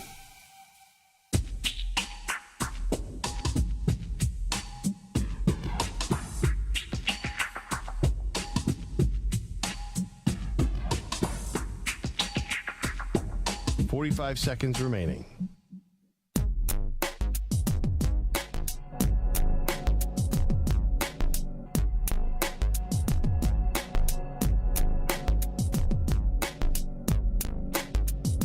30 seconds remaining.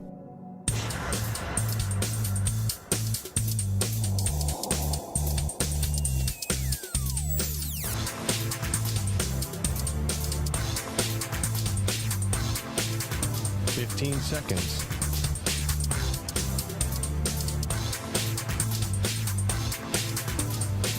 Break ends in 5 seconds.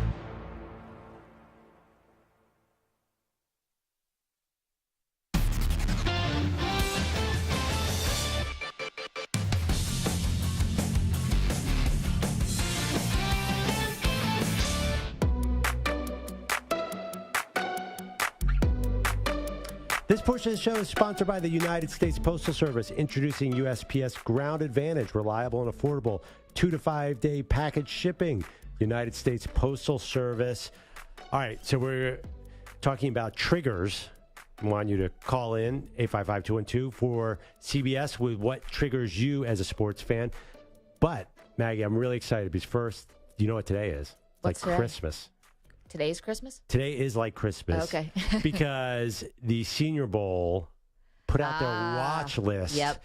And our buddy Jim Nagy, of course, who is the executive director of the Reese's Senior Bowl, kind of oversaw this. A lot of people did this. The watch list of players that he's looking at for this year's Senior Bowl. And I got to tell you, Maggie, this is like the most exciting list because a lot of these guys have been in college for 9 years, and I'm so excited to see them. I'm looking at the list. I'm like, man, this is I know a lot of these guys, which is fun. Yeah. So it's going to be a great year for college football. Is Jim ready to go? Or hey, Jim, how you doing, pal? Jim, you there? I'm good. Good to see you guys. You know what triggers me is when you put players on a watch list and you send the list to the sports information people at the schools so they can create graphics and everything. And then you get an email back that this player's not at the school anymore. He jumped in the portal last week and now it's this school. So college football is just nuts right now. It's not easy putting out a list with 700 and some names on it. And usually the list is only like in the 400s, but we've got 700 darn names this year because all these kids the NIL money is keeping them in school. So we've got all these 6th and 7th year seniors this year. So it's kind of crazy. It is awesome. Yeah. Not to put any pressure on you, Jim, but last year at this time, you told us about Tyler Badgett at Shepherd University. And Maggie and I didn't even know Shepherd University. And now he's killing it in Bears camp. So you're going to have to find us some gems this year. Yeah, that's how cool a story is that? Seriously, like Tyson Badgett, we want all our guys to get drafted. We had 100 guys drafted from the game last year. Tyson was not one of them. And so for an undrafted rookie to make a team is a big deal. And it doesn't sound like he's not only going to make the Chicago Bears team, he might be their number 2 quarterback, which it's a long way from Shepherd University in West Virginia to being the number 2 behind Justin Fields. Do you think he's good enough to make it in the? I know he didn't get drafted. Is he a possible NFL quarterback for real? Absolutely. No, we wouldn't. I mean, we don't hit all the time, but we wouldn't invite him here last year if we didn't. And then, you see a lot of things on Twitter and social media and the internet about how guys are doing in preseason and whatnot. So, when I see that stuff, I want to know if it's real or not. So I just text my buddies with teams and I texted one of the guys in the front office in Chicago. And I said, is this real or not with Badgett? And he's like, no, he's like from day one. He's been poised. He's been accurate. He's been a leader. So they've kind of felt it from the time he got there that he was a guy that's going to stick. That's awesome. Jim Nagy's our pal. He's the executive director of the Reese's Senior Bowl. They put out their watch list today, which is really cool. You can find it on their website. And, of course, we're attracted to the quarterbacks because it's shiny things, Jim. It's right in our face. I mean, as far as these – so, Caleb Williams, right, like as of now, he's in his 3rd year, so he wouldn't be eligible. But for the quarterbacks who are on here, who are you most excited to watch their season? Well, that's a loaded question. There's a lot of those guys. I will say this, like one of the guys that's probably on a billboard on the side of a building close to where you at somewhere in New York right now, Bo Nix at Oregon is going to be our highest graded guy going into the year. We actually offered Bo an invite last year, and he decided to go back to Oregon for one more. And he was a year ago at this time, he and Hendon Hooker were the 2 guys that started last year, kind of like early day 3, 4th roundish range. And then by the time we got to the end of the year, those guys for us had worked themselves into day 2 grades. We saw those guys as like 2nd round picks. Mm-hmm. So he's starting off the highest, but in terms of who I'm looking forward to see the most, I'm looking forward to seeing some of these guys that are in new places. Like DJU went from Clemson to Oregon State, and that's a 10-win Oregon State football team. Not many people realize what the Beavers are doing out there, but that's a good team. You have Brennan Armstrong, who we liked 2 years ago at Virginia, didn't have a great year last year. Now he's at NC State. The guy he's replacing, Devin Leary, is now at Kentucky. And then this Saturday over in Dublin, we're going to get our first chance to look at Sam Hartman outside of the Wake Forest offense. So I know a lot of NFL guys are looking forward to seeing that. So it's really a different year with so many new faces in their last year in a new spot, playing a new offense. Jim, we have a lot of listeners in Oregon. They will like to hear that about Bo Nix. I would have thought maybe Michael Penix would challenge him for a grade. But Bo Nix is the highest graded guy you got? He is, and we like Penix too. You know, Penix was down at the Manning camp this summer, so that's like the second summer I've seen him down there. Yeah, he does a lot of good things on tape, and that's a good football team. I mean, Washington, if you look at the top of our board, they have two of our highest graded receivers. They have one of our highest graded left tackles. They have a good edge rusher, so they've got a good linebacker. Washington's a good football team. Oregon's a good football team. USC, this is kind of a little bit of a renaissance year in the Pac-12. It's like it might be the last year of the Pac-12, but it might be a really good year for that conference. The irony there is just it's too bittersweet, or just bitter, I guess. So we're talking to Jim Nagy, Senior Bowl Director. So we did this thing, a SEC quarterback draft amongst the show, and I resisted so hard I wanted to call you and cheat so badly. But I have one pick that I love so much. Tennessee's Joe Milton, who is on your watch list. Senior Bowl watch list is out today. What is the ceiling for Joe Milton in that Tennessee offense? Oh, that's a good one. Yeah, I see why you picked him. He's, honestly, I think whatever happens with Anthony Richardson this year in Indianapolis could really help Joe Milton. Now, Joe needs to play well. There's no doubt about it. But if you just look at the physical specimen, both these guys are exactly what you would want a quarterback to look like. They both can throw it, through a brick wall. When we were at the Manning camp this summer, Milton had a throw that was like 83, 84 yards across the field. Ridiculous. And he played well down the stretch. I know he had a couple good games. He had a really good game in the bowl game against Clemson. So he needs to show it on tape. But then you flip it to Anthony Richardson. If Richardson shows signs towards the end of this season for the Colts, I think that's going to help with the buy-in factor of Milton with NFL teams. So, yeah, really the sky's the limit. He's probably the guy going into the year that has the most ground to gain in terms of really proving himself. Not just your watch list, but overall, who do you think is the defensive guy getting the most buzz headed into this season? Like, is there anybody who even might get Heisman votes, that kind of defensive star in college football right now? Yeah, I don't know if there's that guy right now. I know a guy that should be getting a lot of buzz, and he certainly has enough buzz in the NFL. It's a guy named Jared Verse. He's a pass rusher from Florida State. That's a loaded Florida State football team. I mean, this is back to almost what Florida State what we're used to seeing back in the Bobby Bowden days. Nobody did a better job in the portal in the last 12 months than Mike Norvell in Tallahassee. And Jared Verse is a guy, like last year, he was playing at an FCS school, Albany. He transfers to Florida State. A lot of NFL teams had first-round grades on him by the end of the year, and NIL got him to go back. So he's a really high-end player. Had he come out last year, probable first-rounder. If he gets, if he takes that next step, he could be a top 10 pick. So I don't know if he's like a household name yet, but everyone in the NFL certainly knows about Jared Verse at Florida State. We were just talking about him. I read your watch list, by the way. You have the entire Florida State roster on your. It's like Alabama, Florida State, Georgia have a lot of guys. I mean, they're legit. Yeah. Basically, the whole Florida State team. LSU's got like 16. Michigan's got a ton. I know Jim Harbaugh's made a lot of waves saying they could have 20 players drafted this year, which would be 5 more than the all-time record, which was that Georgia team a couple of years ago. But you lay it out this way. Someone asked me if it's possible. They've got 7 offensive linemen on our watch list in one class, which is crazy. That means they're all free agent players that at minimum free agents that'll get on a team next year in a camp. They've got 2 receivers. They have a tight end transfer from Indiana. They have 2 running backs. They have J.J. McCarthy at quarterback.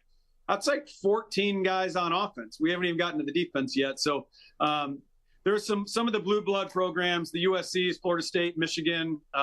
if you like those teams being good in college football, this will be a fun year. Awesome. Jim, you're the best. Thank you so much for making the time for us, Executive Director of the Senior Bowl, and congrats on the watch list. And we know your triggers. We're going to get to the rest of our sports triggers in just a moment. Thanks, Jim.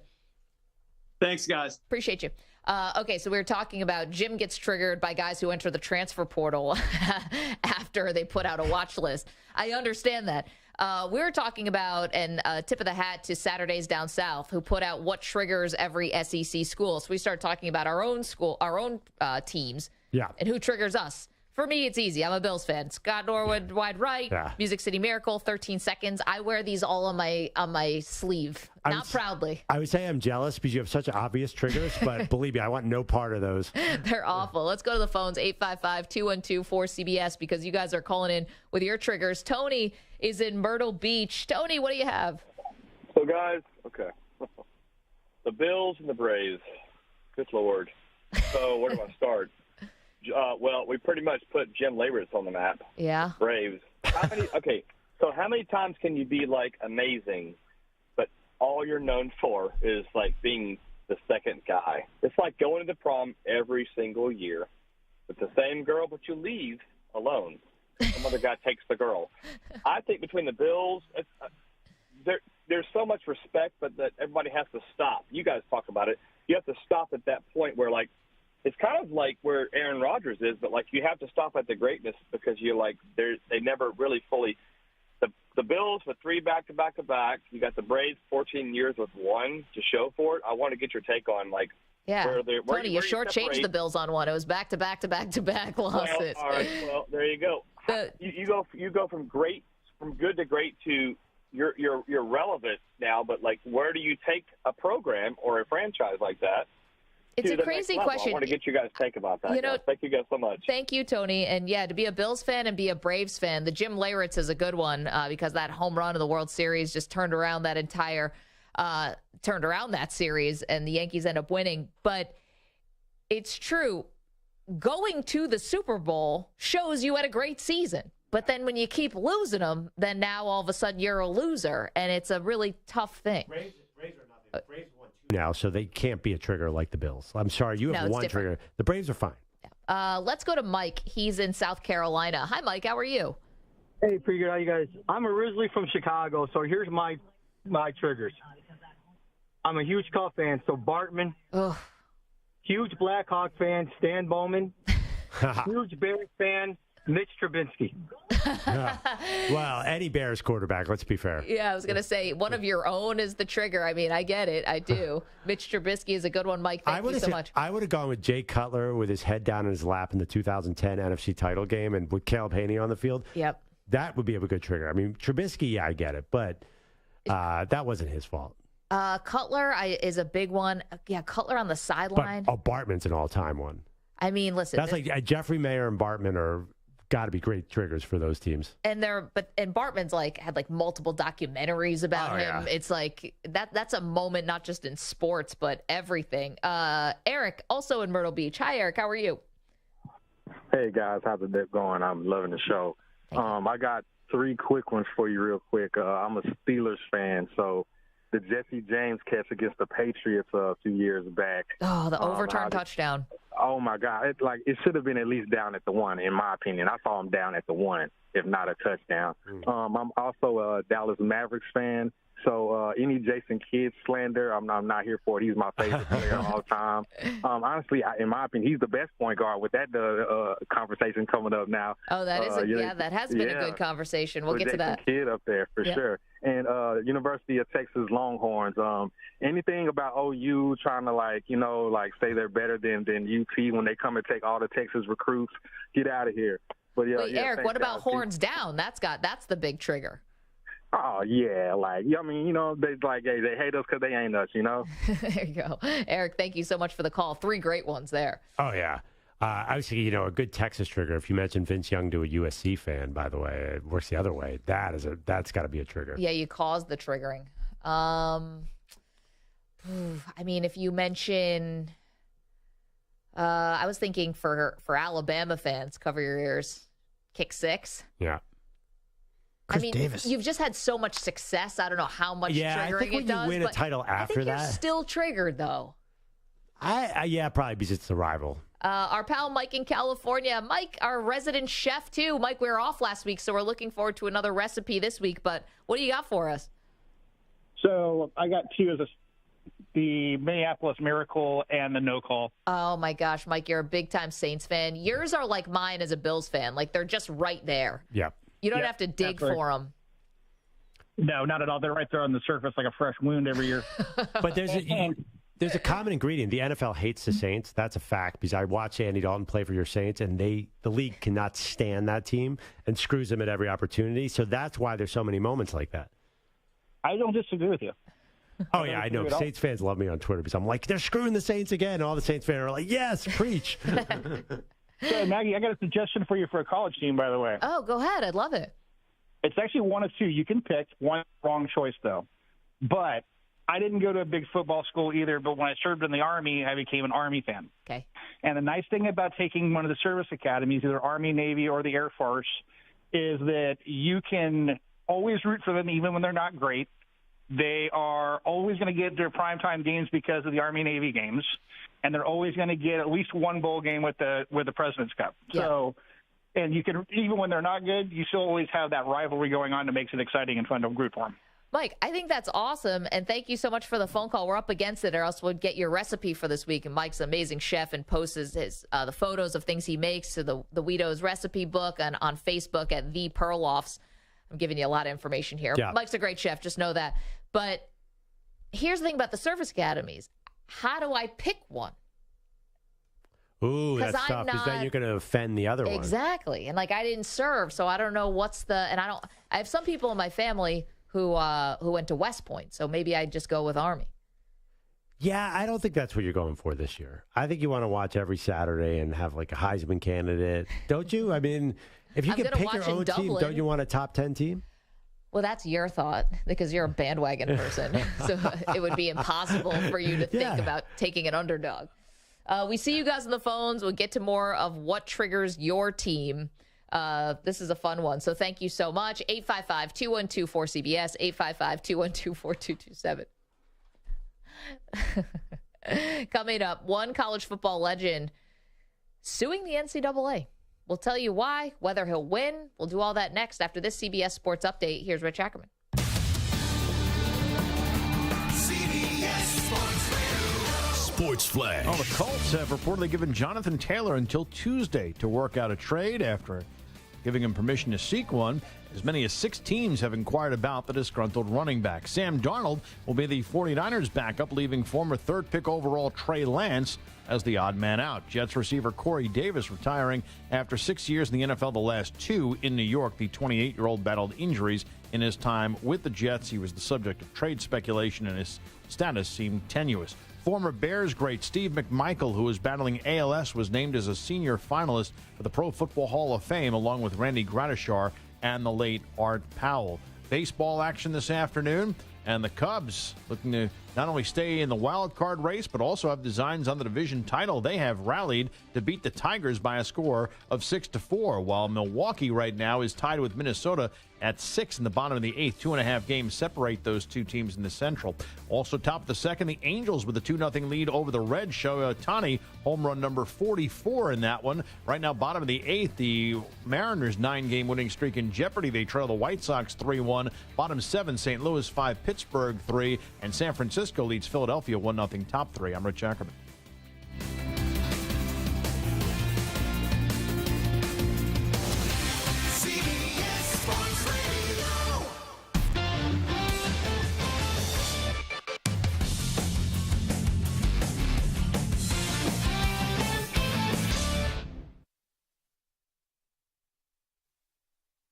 You're in a 5-minute break.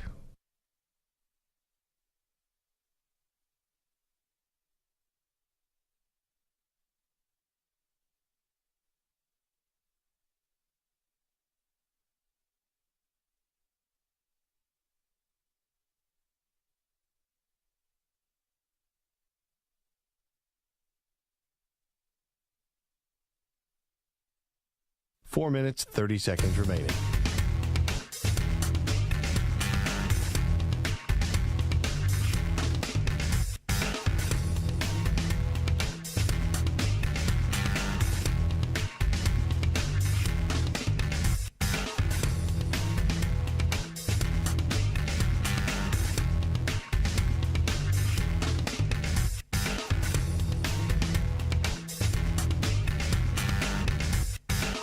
4 minutes remaining.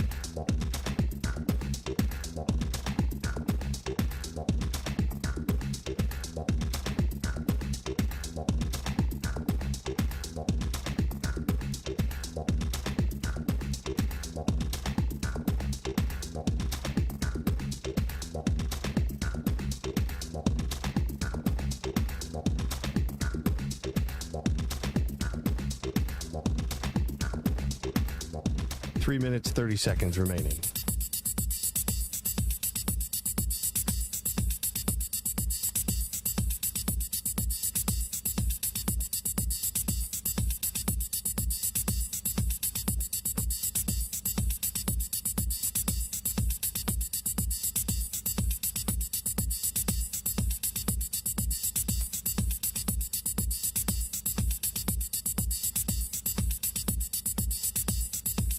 Three minutes remaining.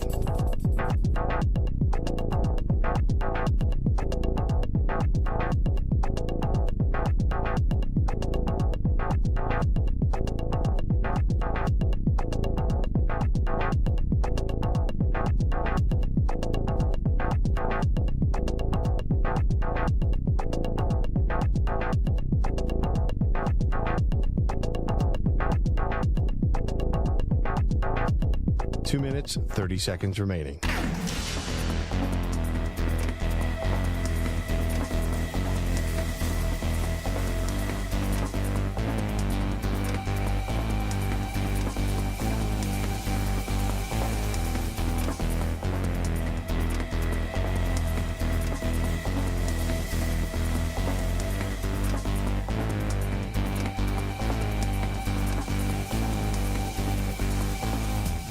Two minutes remaining.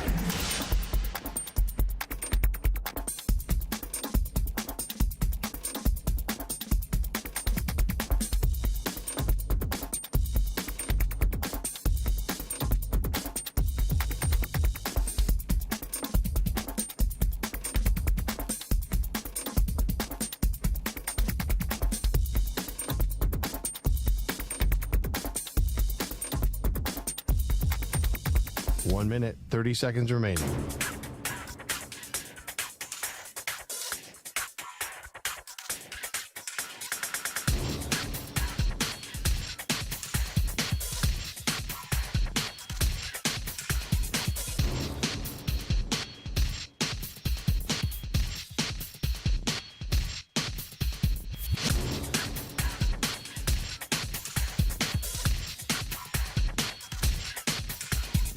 One minute remaining.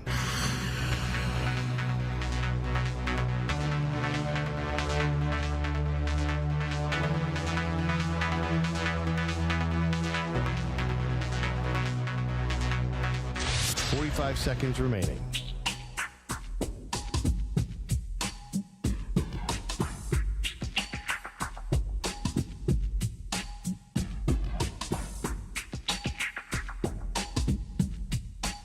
Seconds remaining.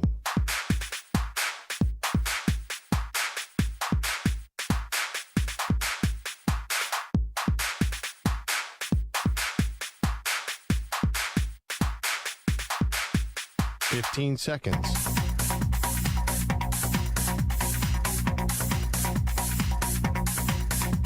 Break ends in 5 seconds.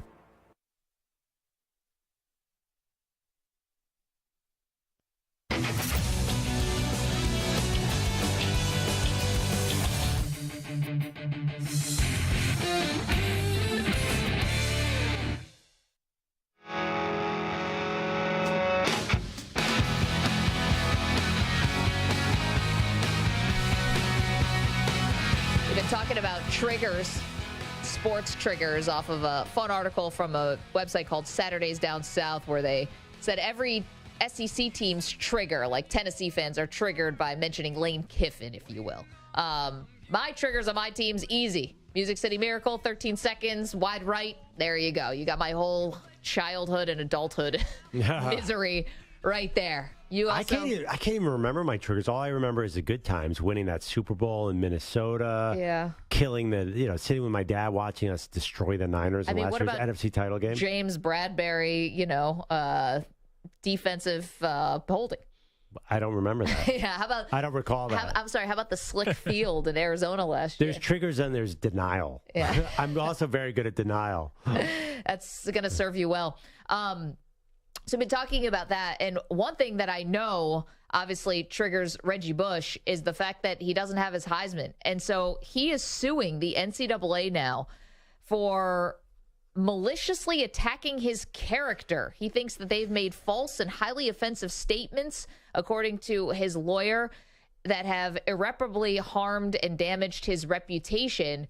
He said specifically that the allegations that he was involved in a pay-for-play scam or scandal is just not true. Now, we remember that Reggie Bush was investigated by the NCAA. This is back in the early 2000s, and that they found that he had taken money from, was it a booster? He had taken money to help with a house, I believe, in San Diego. That was the allegation. I'm not sure exactly what.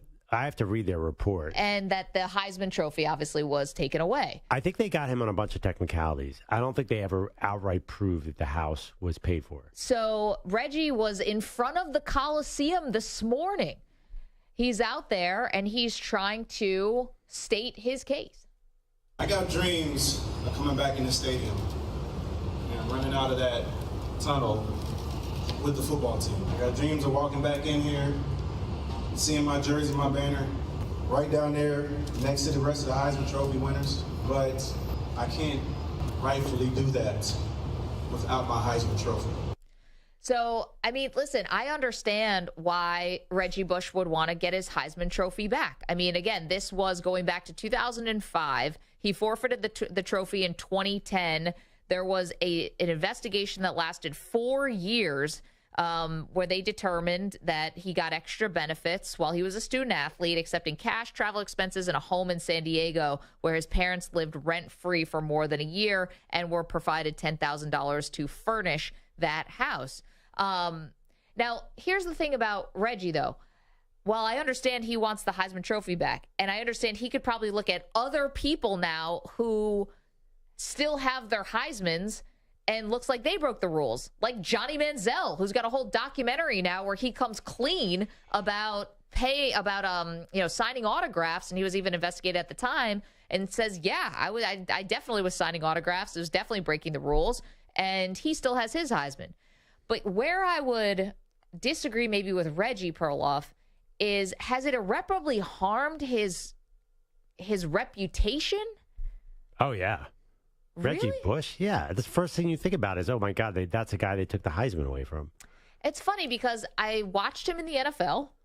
I watched him on Fox. But his NFL career was so disappointing after the USC. That might have happened anyway. But again, I did watch him play in the NFL, and him not making it in the NFL has nothing to do with this, but he did go. It's not like he wasn't drafted. And it's not like, I watched him sit on a Fox set next to Matt Leinart for season after season doing broadcasting. Yeah, but I mean, first of all, he should get the Heisman back. The whole thing is utterly ridiculous. Well, I'll agree with you on that. Utterly ridiculous. Give it back. No, I mean, I think he should never have had to deal with the fact that he's the guy who had the Heisman taken away. Yeah, listen, this is not criminal, Yeah. This is not like, you want to talk about O.J. Simpson or someone like that if you want to take away his Heisman, but, he should get it back. I guess I just don't see that he's really had this damage. How could you prove that when he's had all these other opportunities? First of all, he's going to win this case. Why? Because the NCAA has lost every single court case they've been in the last 27 years. Yeah. And not only NCAA walks into a courtroom and immediately the judge is like, I hate you. I'm going to rule against you. And I actually think I've been reading about this case. He has a great chance because the NCAA banged him for some things around the house. They didn't necessarily, they didn't directly say pay for play. So now but the other day, a couple years ago, recently, they said he was involved in pay for play, and that's not exactly what they suspended him for. So it's going to be, I don't know. I think because players get paid now, I think courts are of the moment. They're going to look around and say, wait, you're penalizing this guy for something that's legal now. You can't keep going around saying that. I think courts are going to maybe help Bush here. I think they're going to, or the NCAA is just going to give up and give him the Heisman back. He'll get the Heisman back. Do you think he'll get it back? Absolutely. I do think he will, and I think it's about time that he did. We've been talking about what triggers your team. Andrew is in Anchorage, Alaska. Andrew, what's your trigger? I got a couple. First, as a Ducks fan, if I'm telling you Reggie Bush deserves it back, he deserves it back. Give it to him. Yeah. But my trigger as a Ducks fan, Michael Dyer was down, and you cannot tell me differently. The Auburn Tigers stole our national championship because we were never going to beat Ohio State. Zeke ran for 700 yards that game. But every chat board ever, all I see, 0 national championships. I hate those refs. I hate Michael Dyer. Give me back my national championship. It was such an unbelievable play, Andrew. Thank you for bringing it up. Unbelievable play. I was on the sidelines for that play in Arizona. I was working for Sports Illustrated. Could not believe that the call that they let him go, that he bounced off it, rolled basically over a defender. It was wild. Absolutely wild. We see more of you guys talking about triggers. We'll get to it in just a moment. Also coming up, we got Tua defending his work habits. Whoa, Tua going on the offensive. Got the sound for you. Don't move. Maggie and Perloff, CBS Sports Radio.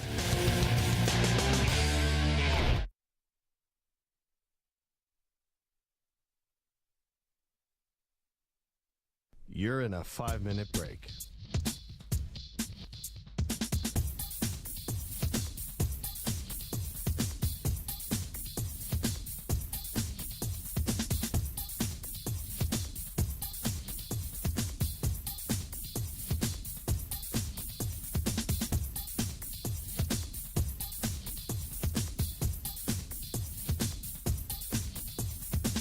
Four minutes, 30 seconds remaining.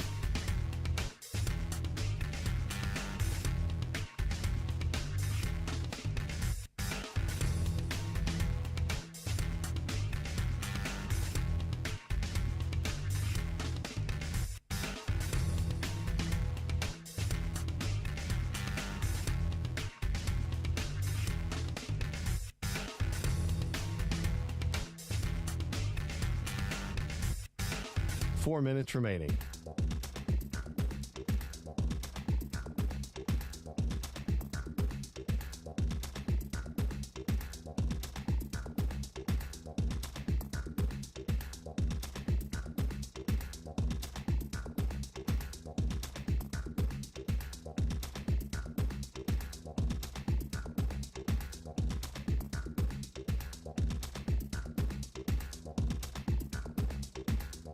Three minutes, 30 seconds remaining.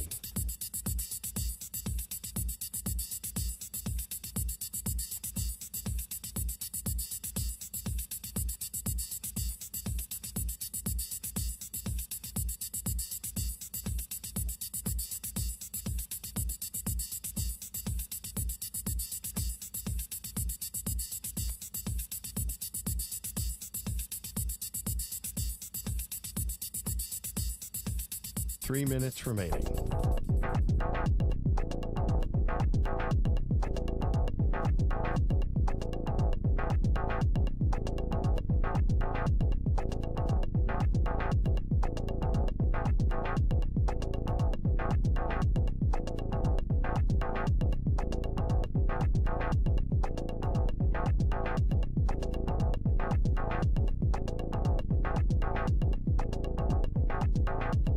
Two minutes, 30 seconds remaining.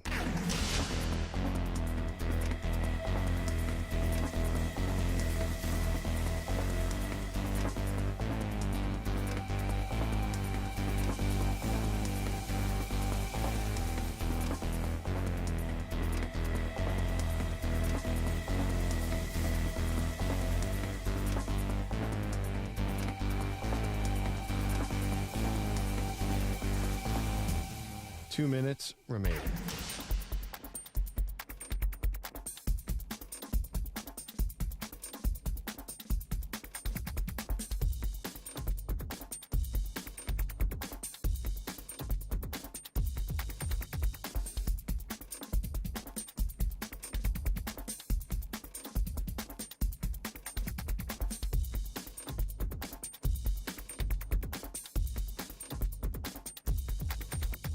1 minute, 30 seconds remaining.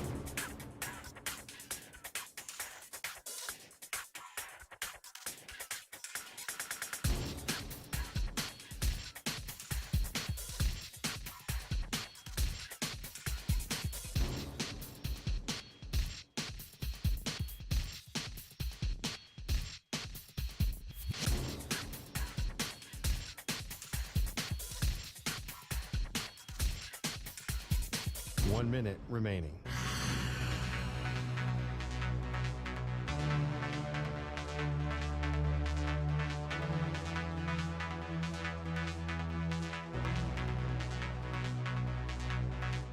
$45 seconds remaining.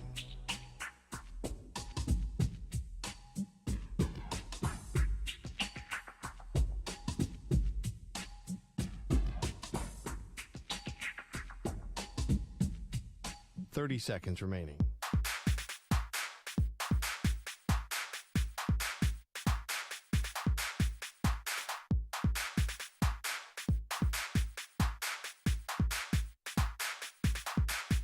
$15 seconds.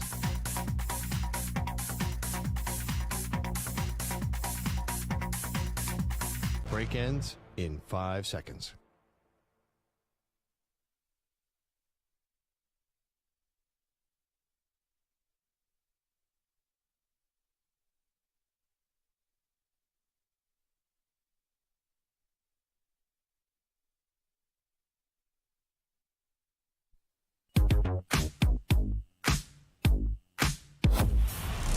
There were parents there of 8 and 9-year-olds who their kids are hearing some terms for sexual acts and then came back to the parents and said, "What is this?" Ooh, that's a tough one. My daughter's memorized about 15 Nicki Minaj songs. Oh, boy. So she knows a little more than I am. Sometimes I go to her with questions now. What is WAP? You know, it's an interesting moment, and it's related. When your kid drops a curse word on you, my daughter, like 9, didn't like this teacher. My daughter's this cute little thing. She goes, "Bleeping Miss what's her name?" I was like, whoa. Working blue. Wow. They are Maggie and Perloff on CBS Sports Radio. Welcome into the show. Maggie Gray, Andrew Perloff, keeping you company on this Wednesday, and a little bit of breaking news, I guess. Yeah. It's breaking. Yeah, it's NFL. Any news is breaking news. And listen, this is a Super Bowl contender and one whose quarterbacks are frequently injured, so it could end up mattering. And that is that Brock Purdy is going to be the starter for the 49ers. That's no surprise. But Sam Darnold has been named the backup, and that has thrown into question the future of Trey Lance with the 49ers. He was not seen at practice today, so the speculation is running wild. And honestly, if they do trade him, I mean, I think pretty big failure on part of the 49ers. Yes, he was hurt, so that made it more difficult. But to give up on him, if indeed that's what they're doing, to give up on him 2 years into this project, or I guess this would have been year 3, seems to me like you're admitting a major mistake when you drafted him 3rd overall. Yeah, I see what you're saying. The thing about Sam Darnold is there's no way Sam Darnold was going to be QB3. I think if Trey Lance just realized that today, then he was being naive. Because why would you bring in Sam Darnold to be your third? Your third quarterback's always a developmental guy. Yeah, always. But There's never a veteran. It's not like Sam Darnold's coming off this high. Like he failed at 2 places. But there's no way. Sam Darnold makes no sense as a QB3. The backup is the guy with the you don't really care about the ceiling with the backup. You just want somebody who's going to go in there and immediately calm the ship. So you go with the older, more experienced guy always. I mean, honestly, if Sam Darnold was QB3, then they'd have to cut him, wouldn't they? You can't have a guy like Sam Darnold sitting there as a third quarterback. I love it's like a guy like Sam Darnold, like he's like this Ferrari that you're keeping in the garage. I mean, a guy who started. I mean, how many games has he started the last 3 seasons? Yeah, but how many wins is he in charge of? I mean, I know that wins aren't a quarterback stat, they're coach stats, but still, like, it's, to me, I wasn't so sure. And honestly, like, if they do end up trading Trey Lance now, I'm curious if the compensation they'd get back today would have been all that different from trading him weeks ago or months ago. Yeah, I mean, maybe they won't. If somebody's calling him up with a 5th-round pick for Trey Lance, why would they do that? I don't know. I'm not sure. I don't know if maybe it's better than a 5th rounder. Who knows? Because he's shown that he is healthy and he has recovered. So I unless he holds out, I can't see any reason that he's not going to be there. Because why not just keep him? What's the downside? So that's where Perloff and I kind of disagree about this whole 49ers quarterback situation. I don't see it as a great one for the 49ers unless Brock Purdy stays healthy the whole year, and then you're riding high. But you see it as a great situation. Will you take me out and buy me a steak dinner when Sam Darnold wins a playoff game? Sure, absolutely. That would be one of my triggers. I tell you right now, that is happening.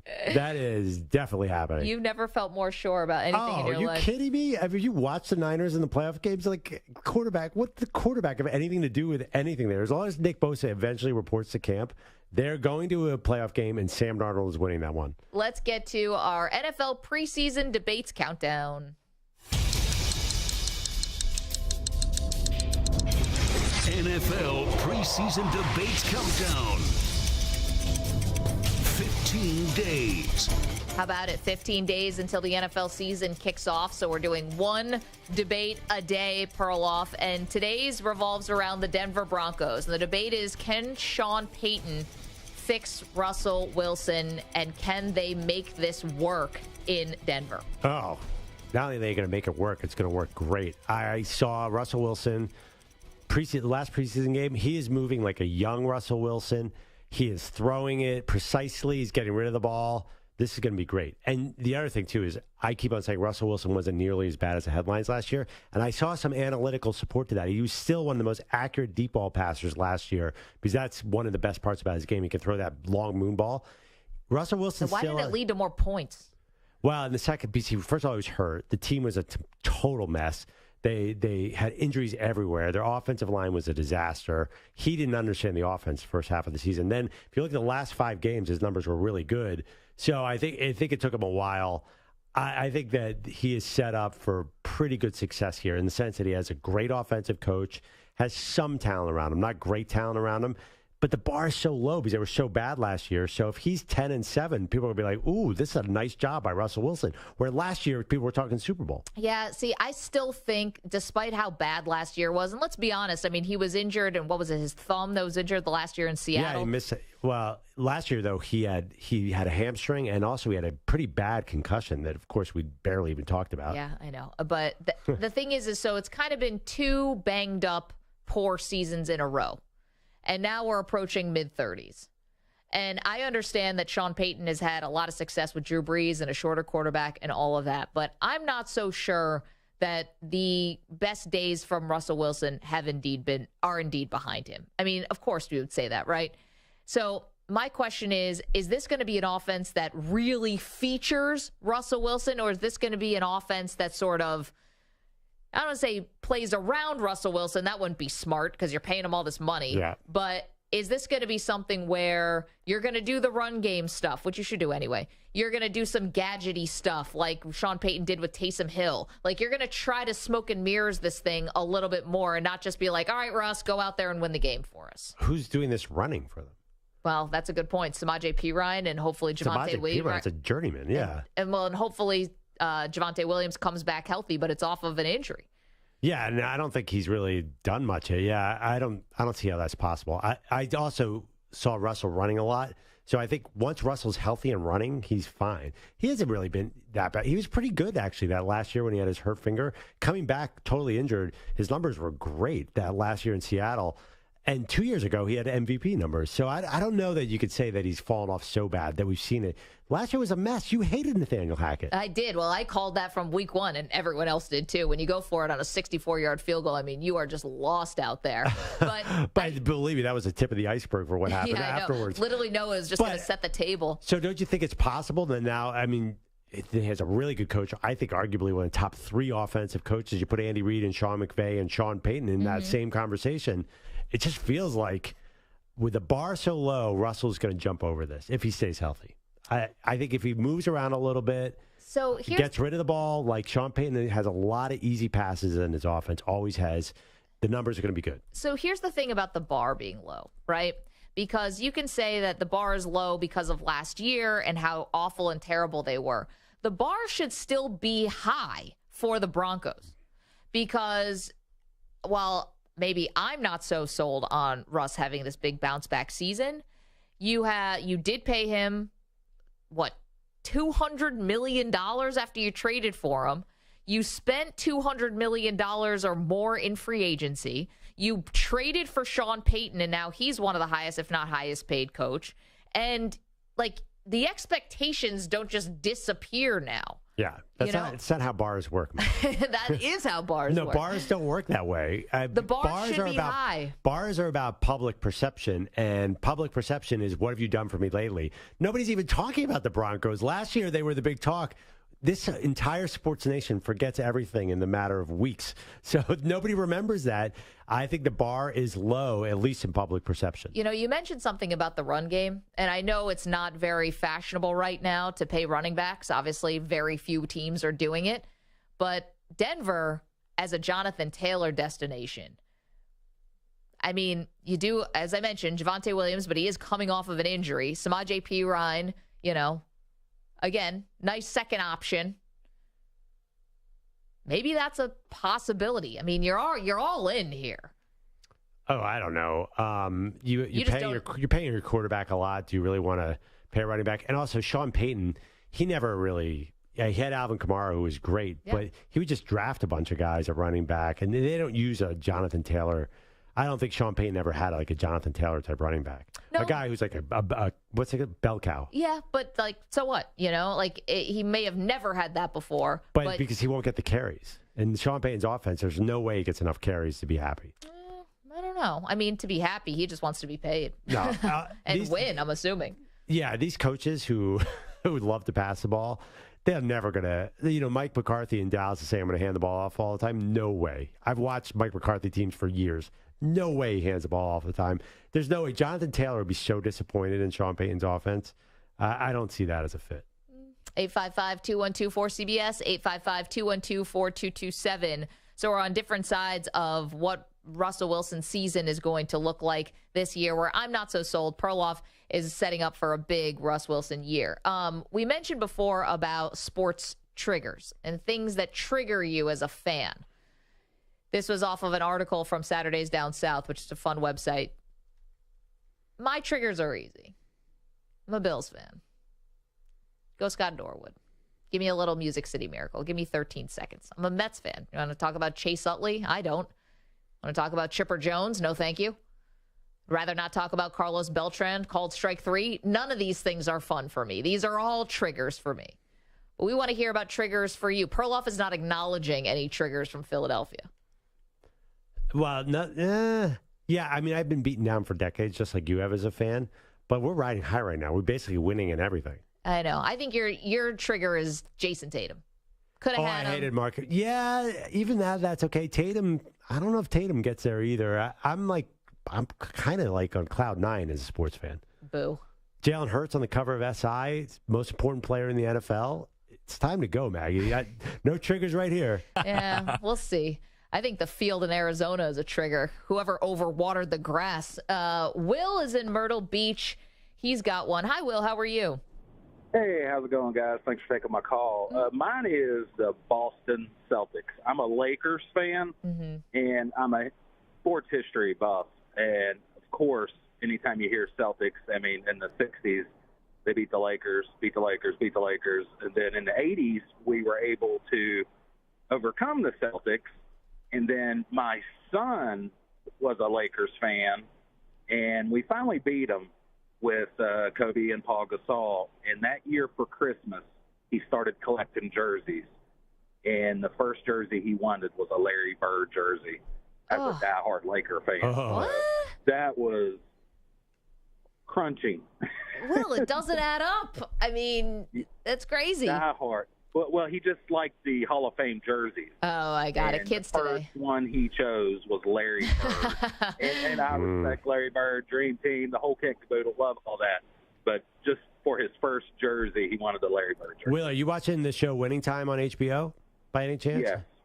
Yes. Yeah, I caught up last night. I didn't know Larry Bird's father committed suicide. I had no idea. I didn't know that That was the theme of last night's show. Yeah, it was crazy. I did not know that. But it was like early 80s Bird and Magic. According to the show, like that was as potent a rivalry. And I get it. Like both fans triggered each other 1,000%. Man, Will, thank you for the phone call. And it's so funny. That is so kids today. Like, not to be, the old lady on the lawn. Yeah. But you're a diehard Laker fan growing up, but you like the jersey. So you buy a Bird jersey. Like, I can't fathom that kind of stuff as a fan. Like, there could be the coolest, most amazing Patriots jersey out there. I could not wear it. Wait, so do kids do that now? Well, apparently Will's kid.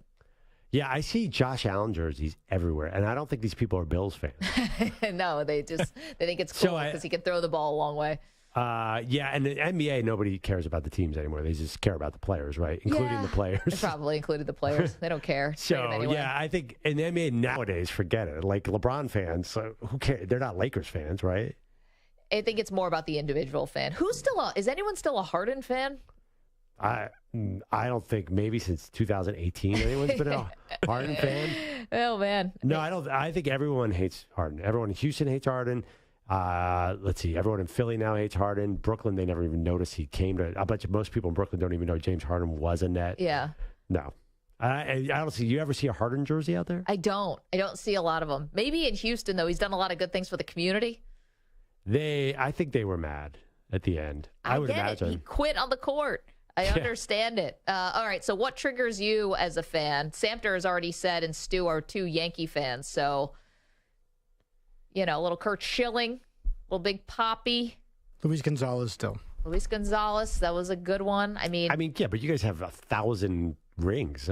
Yeah, but there was something that was going for the fourth in a row. There was right after 9/11. You had all the FDNY hats and the NYPD hats in the crowd, and it was Game 7. And it was. I got one for you, Carl Pavano. That was ugly. But I don't know. Giancarlo Stanton's contract. I'll give you a current one. That's a rough one. I'll give you a sound of one for a lot of fans out there. Jose Altuve. Where's the trash can? I don't see it. Definite trigger. I don't know. Definitely L.A., New York. What other teams did they cheat on? Oh, the Astros? Yeah. Well, who are the ones that really hate Altuve? I know the Dodgers. Yankees and the Dodgers. The Dodgers, they already didn't like the Astros, but I think that's a trigger. Just that noise. All right. Let us know who triggers you. 855-212-4CBS, 855-212-4227. Coming up, we got to get to Tua. We will get to Tua defending himself against the haters. Tua Tagovailoa action for you. You'll hear all that next. Don't move. Maggie and Perloff on CBS Sports Radio. And this show is sponsored in part by BetterHelp, because sometimes in life we're faced with tough choices, Perloff, and the path forward, it's not always clear. So whether you're dealing with decisions around your career or your relationships or really anything else, therapy helps you stay connected to what you really want while you navigate life so you can move forward with confidence and excitement. Here's the thing, trusting yourself to make decisions that align with your values, it's like anything. The more you practice it, the easier it gets, and therapy can give you the tools to find more balance in your life so you can keep supporting others without leaving yourself behind. We've all been through some unpredictable times over the past few years, and it's not a sign of weakness to ask for help.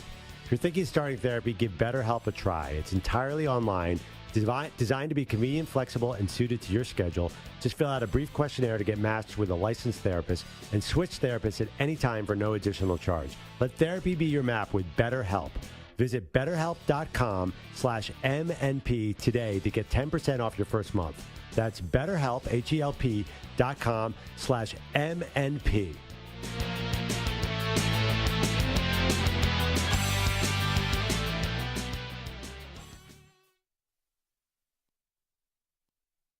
You're in a 4-minute break.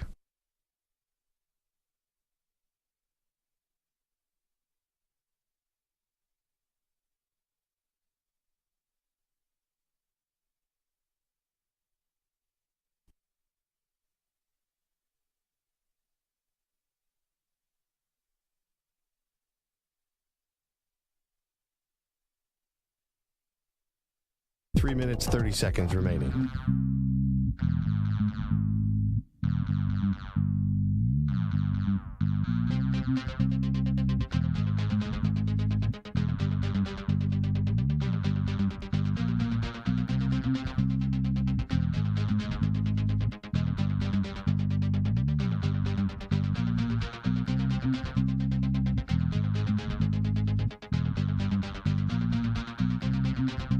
3 minutes remaining.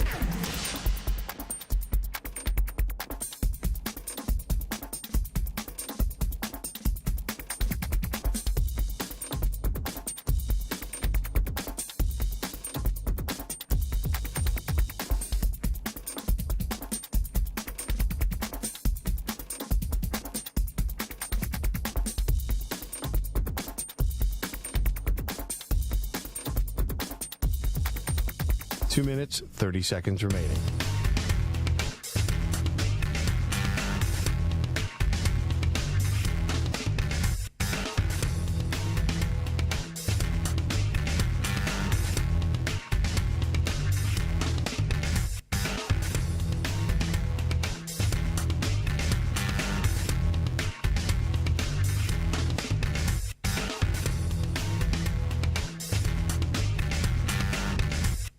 Two minutes remaining.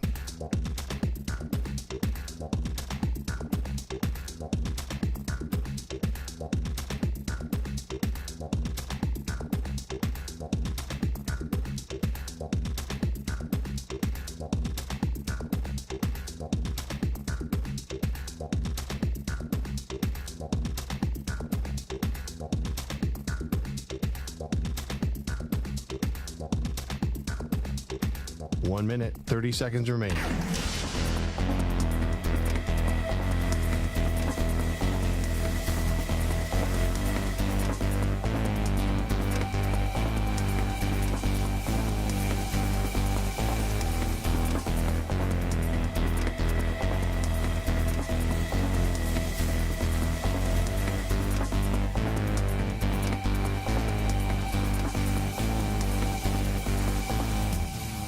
One minute remaining.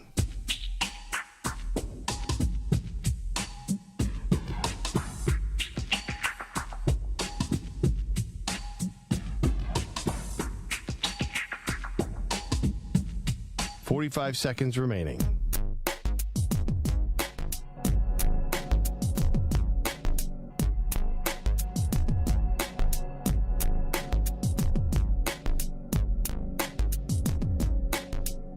Seconds remaining.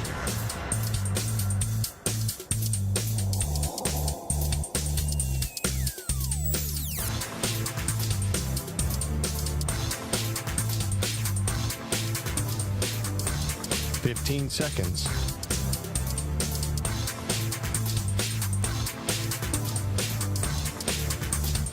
Break ends in 5 seconds.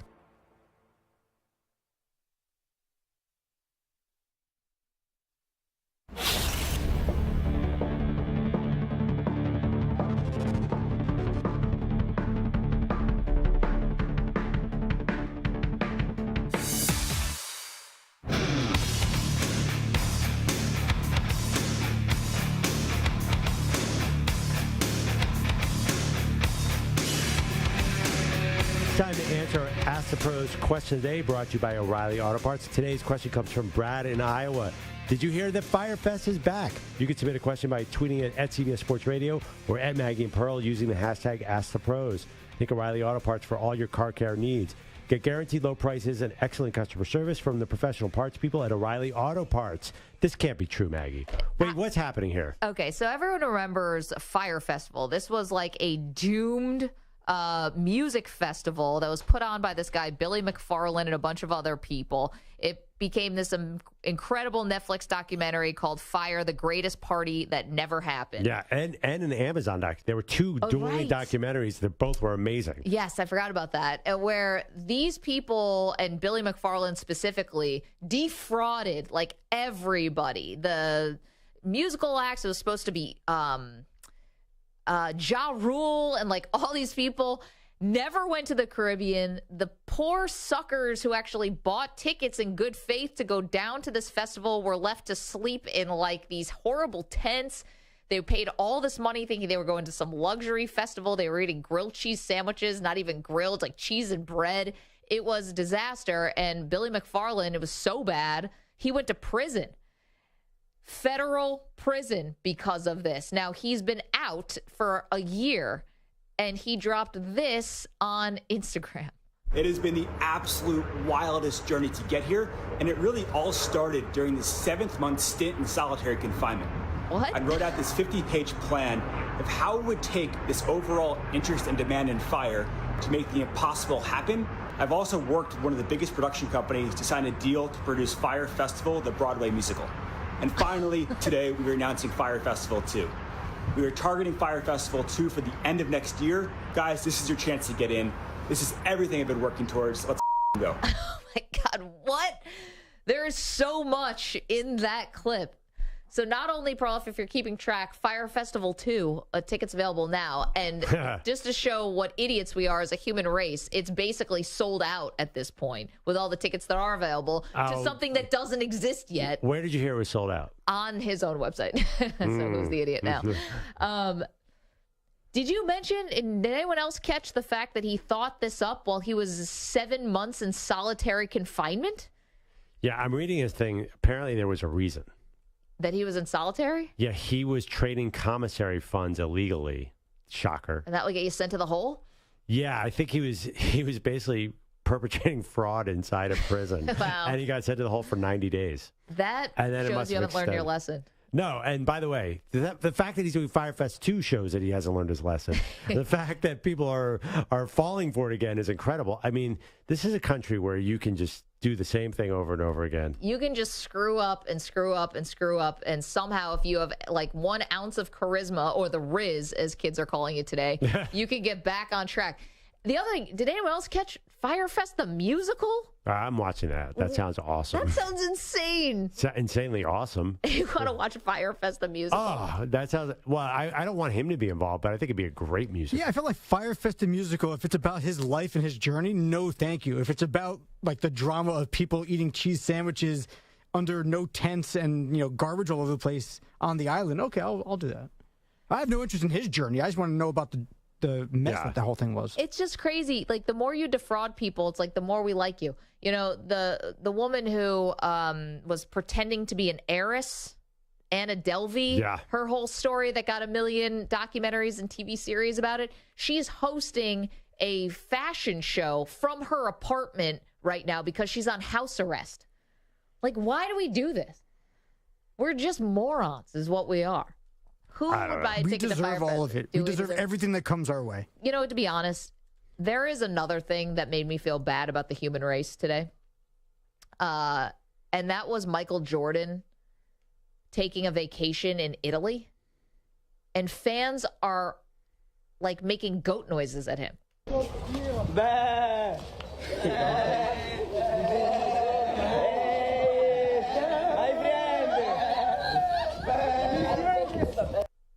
What is wrong with people? Oh, I know what you're upset about. What? You just think that LeBron should be in this conversation where it bothers you that some 12-year-old in Italy knows better. Than I do? That I spent a week trying to convince you? Yeah, that kid is right. Jordan's a goat. I have no problem with this. I thought it was kind of clever. Can you imagine all right, you're a celebrity like Michael Jordan, so weird stuff probably happens to you all the time with fans because people just can't control themselves when they're around celebrities. But people start baaing at you, like, bah. Just say, hey, Mike, love ya. It's paying homage to a goat. It's paying homage. Yeah. That's honorable. It's kind of creative. You're following around going, bah. You sound like a barnyard animal. You sound like a dope. Okay, but it's better than saying, hey, Mike, you're the best. In Italy, they don't even know how to say that. You say it in Italian. So making a goat sound at somebody, that's the universal language? It's not normal, but at least it's different. What did Jordan do in reaction? Anyone know? He had his head down, walking away as fast as humanly possible, because that would freak anybody out. He would be walking with his head down as fast as humanly possible if they were saying, Michael, you're the GOAT, you're the best, we love you, you're the best. Yeah, Jordan is not one for... Yeah, Jordan's not stopping to be like, oh, let me take a selfie with all you guys. So just bah your head off. It's so ridiculous. Bah. It's so dumb. Is there what's the animal that they associate with the second best player of all time? Because they could do that to LeBron. I'm speechless. I'm speechless about the human race. You see somebody famous. Listen, I've had some encounters with famous people. It's gone awkwardly. I admit it. but I wasn't like making barnyard animal noises at them. You're yelling out people's names in the middle of the street without anything to say after. It was DJ LeMahieu. Hey, DJ. Great season. Great season. You were hurt for most of it. Hey, Matt Harvey. Yeah, that's your name. In a random Starbucks or a coffee shop. The guy's looking at you like you're crazy. You know what? Next time you see Matt Harvey, just bod him. Bah. Bah. I can't because he got nowhere close to that. Have you ever had awkward where you went up and talked to a celebrity and they kind of, I don't know, said something that embarrassed you or anything? Because I've been with you in public. You will talk to celebrities. Yeah. I mean, I don't like bother them at a dinner. Have you ever got blown off? I've had some friends who've gotten blown off by certain people. Have I gotten blown off? I mean, I'm sure I have, but just like, I don't know if it was necessarily on purpose. Oh, LeBron blew me off, actually. Oh, what'd he say? So nothing, because I was working the red carpet for an event. So I was working this was a big blow off, and I'm still a fan of his to show you how much it's really about the basketball. But so it was red carpet event for Sports Illustrated. He was getting honored for something, and they had all these celebrities there. So I'm doing interviews. Actually, Joel Embiid did an interview with him. That was fun. All these interviews and stuff. And I was doing an interview with Ashley Graham. The model, yeah. The model, the Sports Illustrated model. And so I'm literally there interviewing her on the red carpet. We finished the interview. LeBron walks behind us, and she goes, "LeBron," and he stops for her, and they take a selfie. And then I was like, "Hey, LeBron," with my microphone, and he kept walking. Yeah, makes sense.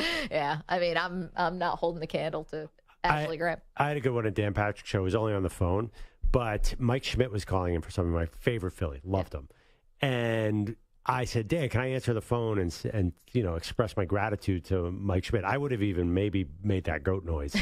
And he would have hung up. But I go, "Hey, Dan Patrick Show. Hey, Mike, this is Andrew. I'm a huge fan. Grew up in Philly. You're the best. Blah, blah, blah, blah. That's great. Is Dan ready?" Oh, no. Broke my heart. You broke my heart, Mike Schmidt. They say don't make your heroes. Then I told Dan that. Dan's like, you kind of deserve it. Yeah. He's Although he should have been gracious about it. Honestly, when people call in for an interview, you can't even tell. They can barely hear you. They don't even know what's going on. They just want to do the interview. And you really are delusional. Oh, you think he was just blowing me off? Yep. No, I'm sure he was not listening to a word I said. It's like, wait, am I on with Dan Patrick? If not, I'm not going to even listen to you. Yeah. Peon. All right, we were talking about sports triggers, like things that if you're a fan, you can say one word or name a player or something, and you'll automatically be triggered by that. Like me, Bills fan, 13 seconds. Tell me Music City Miracle, whatever. Wide right. Mike is in Pennsylvania, has got one. Hi, Mike. How are you? Excellent. How are you? Thanks for taking my call. Mm-hmm. I can't believe we went through the Sixers and didn't mention this. It's got to be Jimmy Butler. Oh. Never should have let Jimmy Butler go. And every year, come spring, come playoff times, we remember that we never should have let Jimmy Butler go. Yeah, no. And Butler Embiid, I mean, come on. Would have been a lot different than Embiid Harden, you know? You're telling me you take Jimmy Butler over Tobias Harris? Come playoff time? I don't know. How many games in a row do you want of consistency? You know, I mean, I get it. We have some streaky Sixers. I get it. But Butler's their main piece every year that moves them, you know? Maybe people would be talking about 76ers culture instead of Heat culture. Mike, thank you so much. That was a great one. And Mike, with an all-time laugh. That was like a Hall of Fame level laugh. Or was he messing with us with that laugh? No, was that I real? think that's genuine. That's a great laugh. Yeah. The Sixers, okay. Everyone trying to get Sixers triggers. You mentioned the Kawhi Leonard shot. The Sixers would have advanced to the Eastern Conference Finals, maybe. The game was tied at the time anyway. And then they would have lost then anyway. There's no way. This Sixers team is not built to win. They're not close. You have to actually have something to lose to have a trigger. Like your Bills team with 13 seconds. They were going to win the Super Bowl. There's no doubt in your mind. Well, it was the divisional round, but yeah. Yeah, Kansas City. I still think I think they would have beaten the Bengals. I think they would have beaten the Rams. Yes, but it was the divisional round. Right, but my point is, like, you lost a title because of that. That's a trigger. Okay, well, I mentioned Donovan McNabb puking on the field. They weren't going to win that game. That was a tight game. That was not going to happen. I just knew. You're just opting out. It does trigger you. The Jimmy Butler one is great because if Butler had stayed and if the brass at the time had chosen correctly and kept Butler and not Tobias Harris, you probably would have had a title. Look at what Jimmy's done with a bunch of guys who are barely drafted. Make it to the 2 finals. I understand, but you're assuming everything would have stayed copacetic and Jimmy wouldn't have gotten upset with other players. I mean, look at the love fest with him and Embiid every time they see each other. It's like they can't. It's like honestly, they just sit there and hug on the court. I think it looks great on paper, but I think he went to the right place in Miami with Pat Riley and Heat culture. I don't think the culture would have ever worked for him in Philly. I don't think he would have fit. I think he would have. If it wasn't then, 6 months later, he would have gotten mad and left. Can you really see Jimmy Butler and Joel Embiid winning a title? I can see it more than whatever Joel Embiid's got around him now. I mean, Tyrese Maxey and Tobias Harris, yeah. Wait, okay. Yeah. Do we think this was a fake laugh? It's so good. I think it's Jimmy. Come playoff time? It sounds like a laugh machine. It does, but I think that's his laugh. I don't know. I hope so, because it does sound a little like if I told you he was messing with us, that would make sense too. Okay, here we go. Come playoff time? It makes me laugh. It's so good. See some cringing going on. You know, I think he can win the World Cup of laughing. Billy Wolf in the chat said it's a fake laugh. I don't think it's a fake laugh. No, I don't think it's fake. If people heard Dave Marinick, who's not here today, but Dave Marinick, who works with us here, yeah, everyone would think that's a fake laugh, and that's 100% real laugh. No, he's Mr. Belding's clone. Yeah. A good laugh is a laugh that makes you laugh. That's like chalk. Now it's like fingernails on a chalkboard to hear that to me. This is Perloff's trigger. I can live with some fake laughing, and it's pretty much a staple of our industry. But like ones that where you're clearly messing with the two hosts, I don't love. That's a fake laugh. I love it. That's totally a fake. You love that? It's funny. It's making me laugh. It's fake. It's still making me laugh.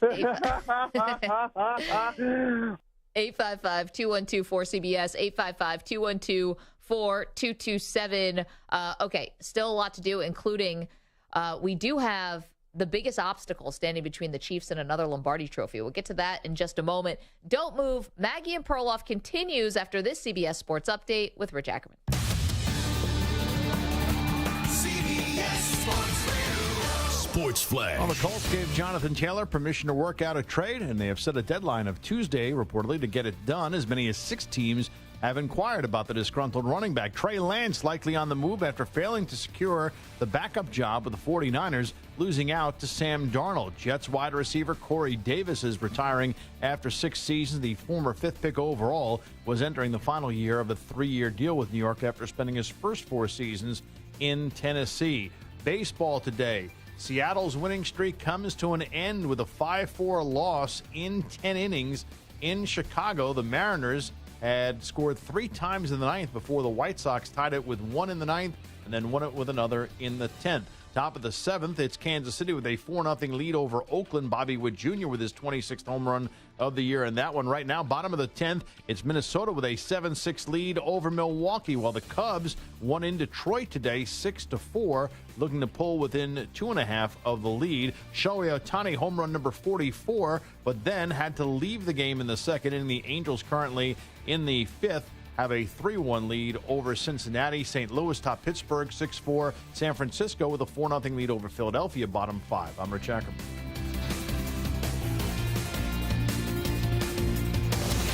CBS Sports Radio.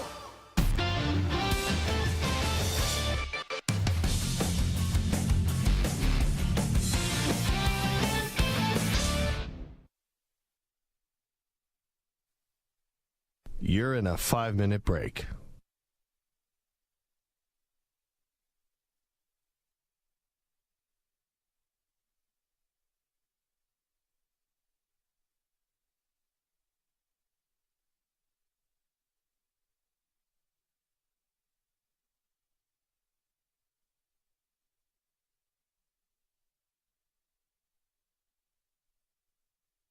Four minutes, 30 seconds remaining.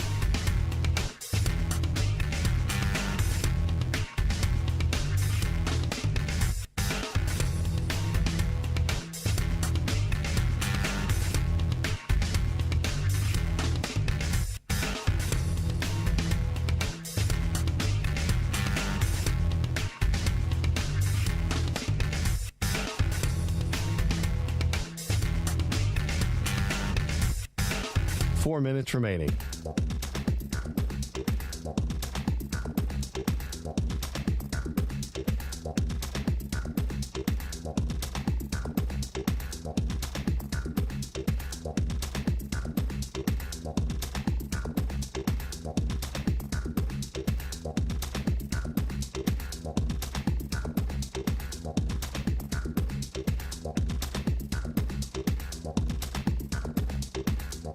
Three minutes, 30 seconds remaining.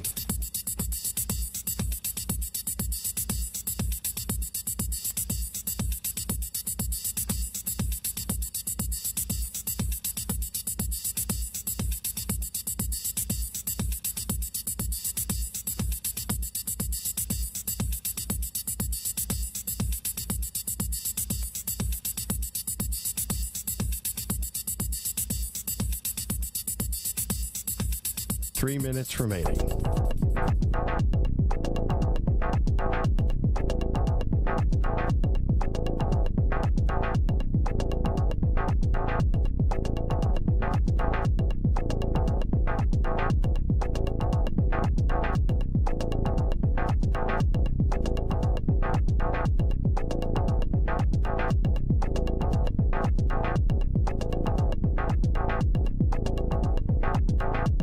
Two minutes, 30 seconds remaining.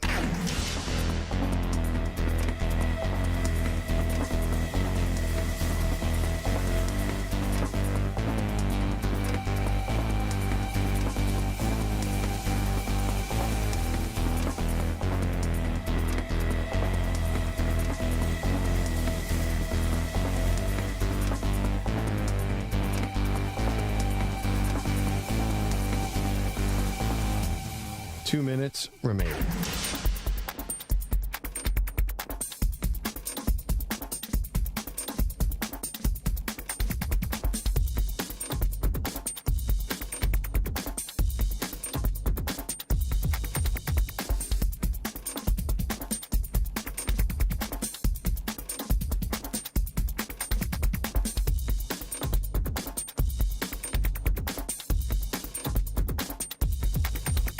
One minute, 30 seconds remaining.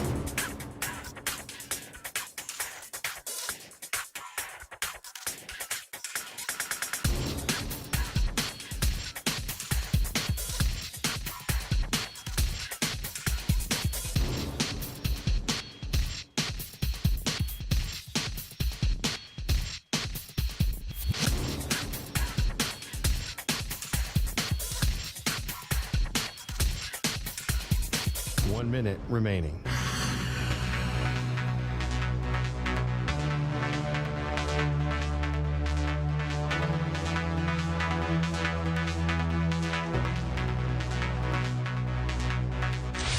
Five seconds remaining.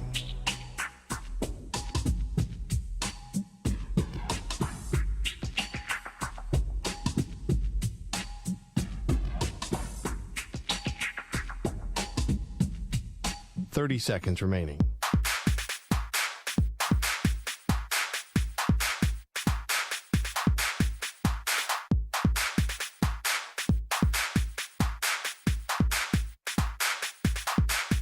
Fifteen seconds.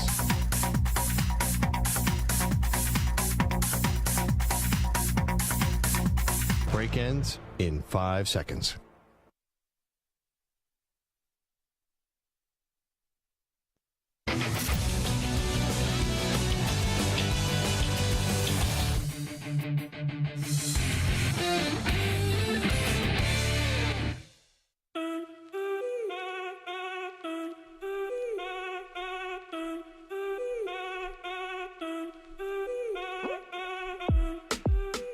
Welcome back to Maggie and Perloff. Maggie Gray, Andrew Perloff across the country. CBS Sports Radio. We'll get to maybe an ominous sign for the Kansas City Chiefs in just a moment. But first, the shot of the day. He shoots! And the shot of the day is brought to you by Casamigos Tequila. Casamigos is brought to you by those who drink it. And today's shot of the day came from one of our pals, Chris in Texas, calling in because he had something to say about the Dallas Cowboys' biggest rival, the 49ers. let's go to our pal Chris in Texas reacting off of the 49ers news that Sam Darnold is going to be the backup to Brock Purdy and Trey Lance's future is in doubt. As far as 49ers go, I don't care who's starting for them. I just want to see them get hit. I despise everybody on the 49ers. I don't care who owns them, who coaches them, who plays for them. I'm rooting against them. Oh, wow.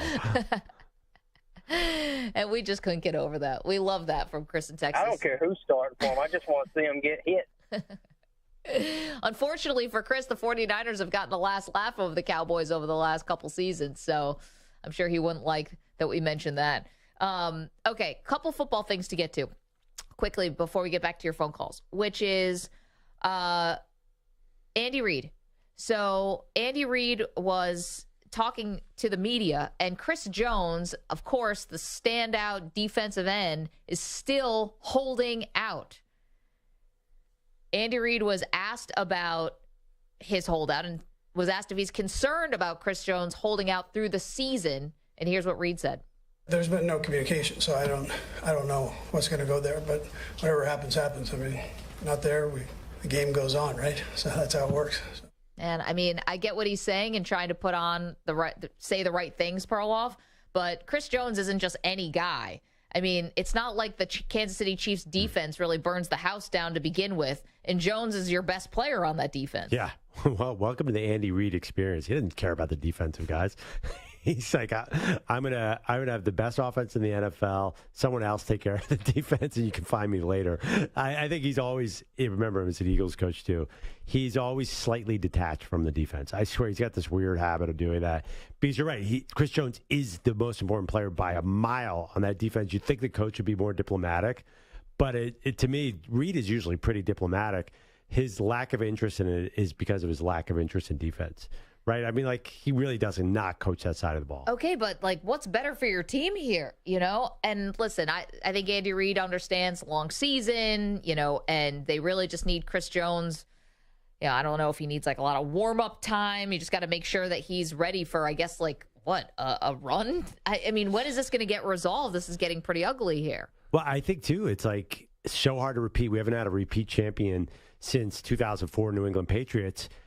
I'm just waiting for the things to happen at Kansas City that puts hurdles in their way to repeating. Right now, it seems easy, but something always happens. Here we go. Here's the first hurdle. So a fan, like, posted a picture on Twitter and asked, like, why, you know, Chris Jones, like, when is he going to report to camp? And his reply was week 8. So a couple things happen in week 8. The trade deadline is right around week 8. I think it's also the time when you would have your service time, maybe? No, you got to. I heard that you have to do 6 full games to have a service time year. Okay. So that'd be week 10. Yeah. But I don't know. I'm not sure that it was well thought out like that. Maybe it's just saying it's a good time. Because I don't think he would look at when the trade deadline was and say, I'm coming back right before the trade deadline. Maybe hoping, hey, if you're not going to pay me, trade me to someone who will pay me.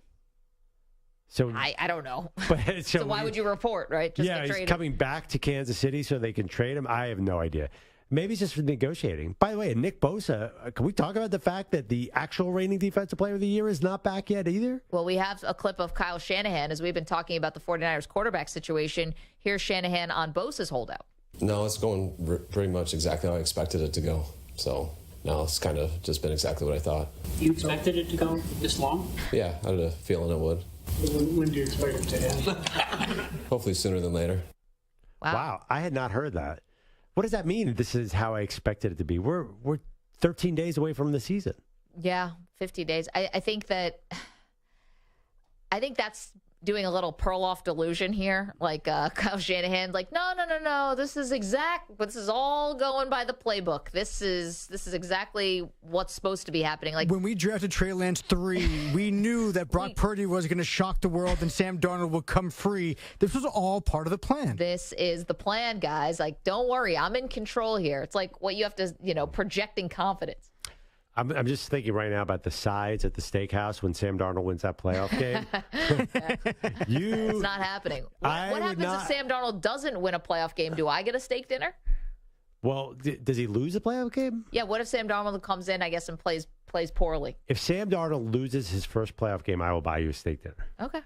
There we go. But also if Trey Lance, first of all, we don't even know who the fourth stringer is there or who they're going to pick up because that guy could win a playoff game too. It's the Niners, Maggie. Fourth stringers like Brandon Ayuk. No, it's like Deebo Samuel or Christian McCaffrey going the Wildcat. Actually, they struggled when they had to go in the positional players at quarterback last year. But I'm telling you, Maggie, it's going to happen.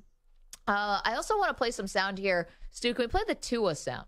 So Tua hurt. Well, first, actually, let's play Ryan Clark. So Ryan Clark was on ESPN, and he had some harsh words for Tua and his work ethic. I'll tell you what he wasn't doing. He wasn't in the gym. I bet you that. Come on, he wasn't with me. He might have spent a lot of time at the tattoo parlor.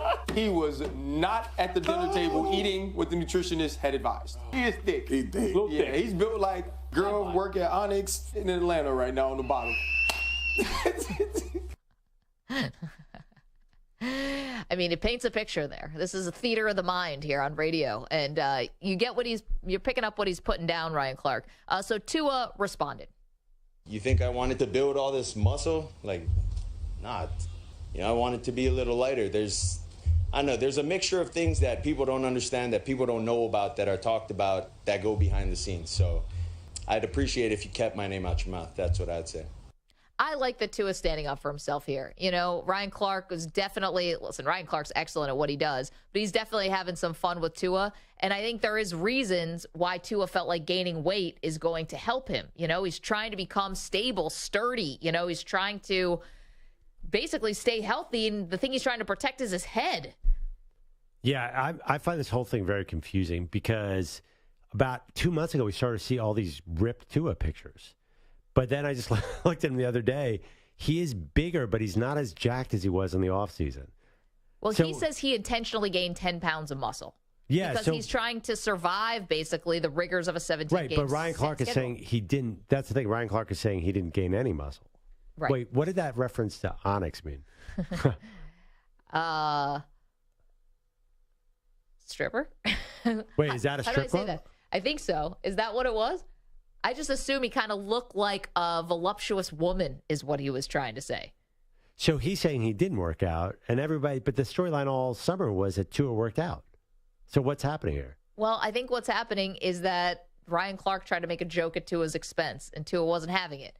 And I appreciate that Tua actually came back a little bit and defended himself. He's such a, by all accounts, mild-mannered guy, very obviously respectful dude, and this pushed him a little bit too far. I'd appreciate if you kept my name out your mouth. Yeah. That's what I'd say. I love saying, I totally understand what you're saying. But I just find it weird that one of the big offseason headlines was Tua's been working out and putting on muscle, and Ryan Clark acted as if that's a total lie. Well, the big headline was that Tua's doing jiu-jitsu.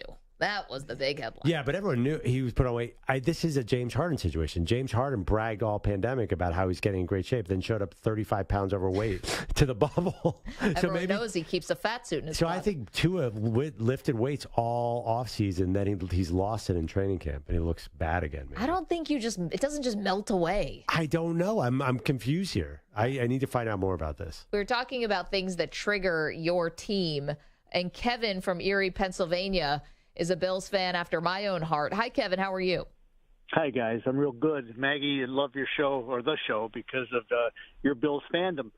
But I got to tell you, you're killing me because I went to season tickets all 4 years of the Super Bowl. I went to all 4 AFC championships. Great years. I've survived all those. I've survived the 17 beyond. Nothing hit me like 13 seconds. We were celebrating. Yeah. It was over. We were going crazy. And tongue in cheek, I said, wait, guys, it's not over yet. And you know the rest. Yeah. No, I know.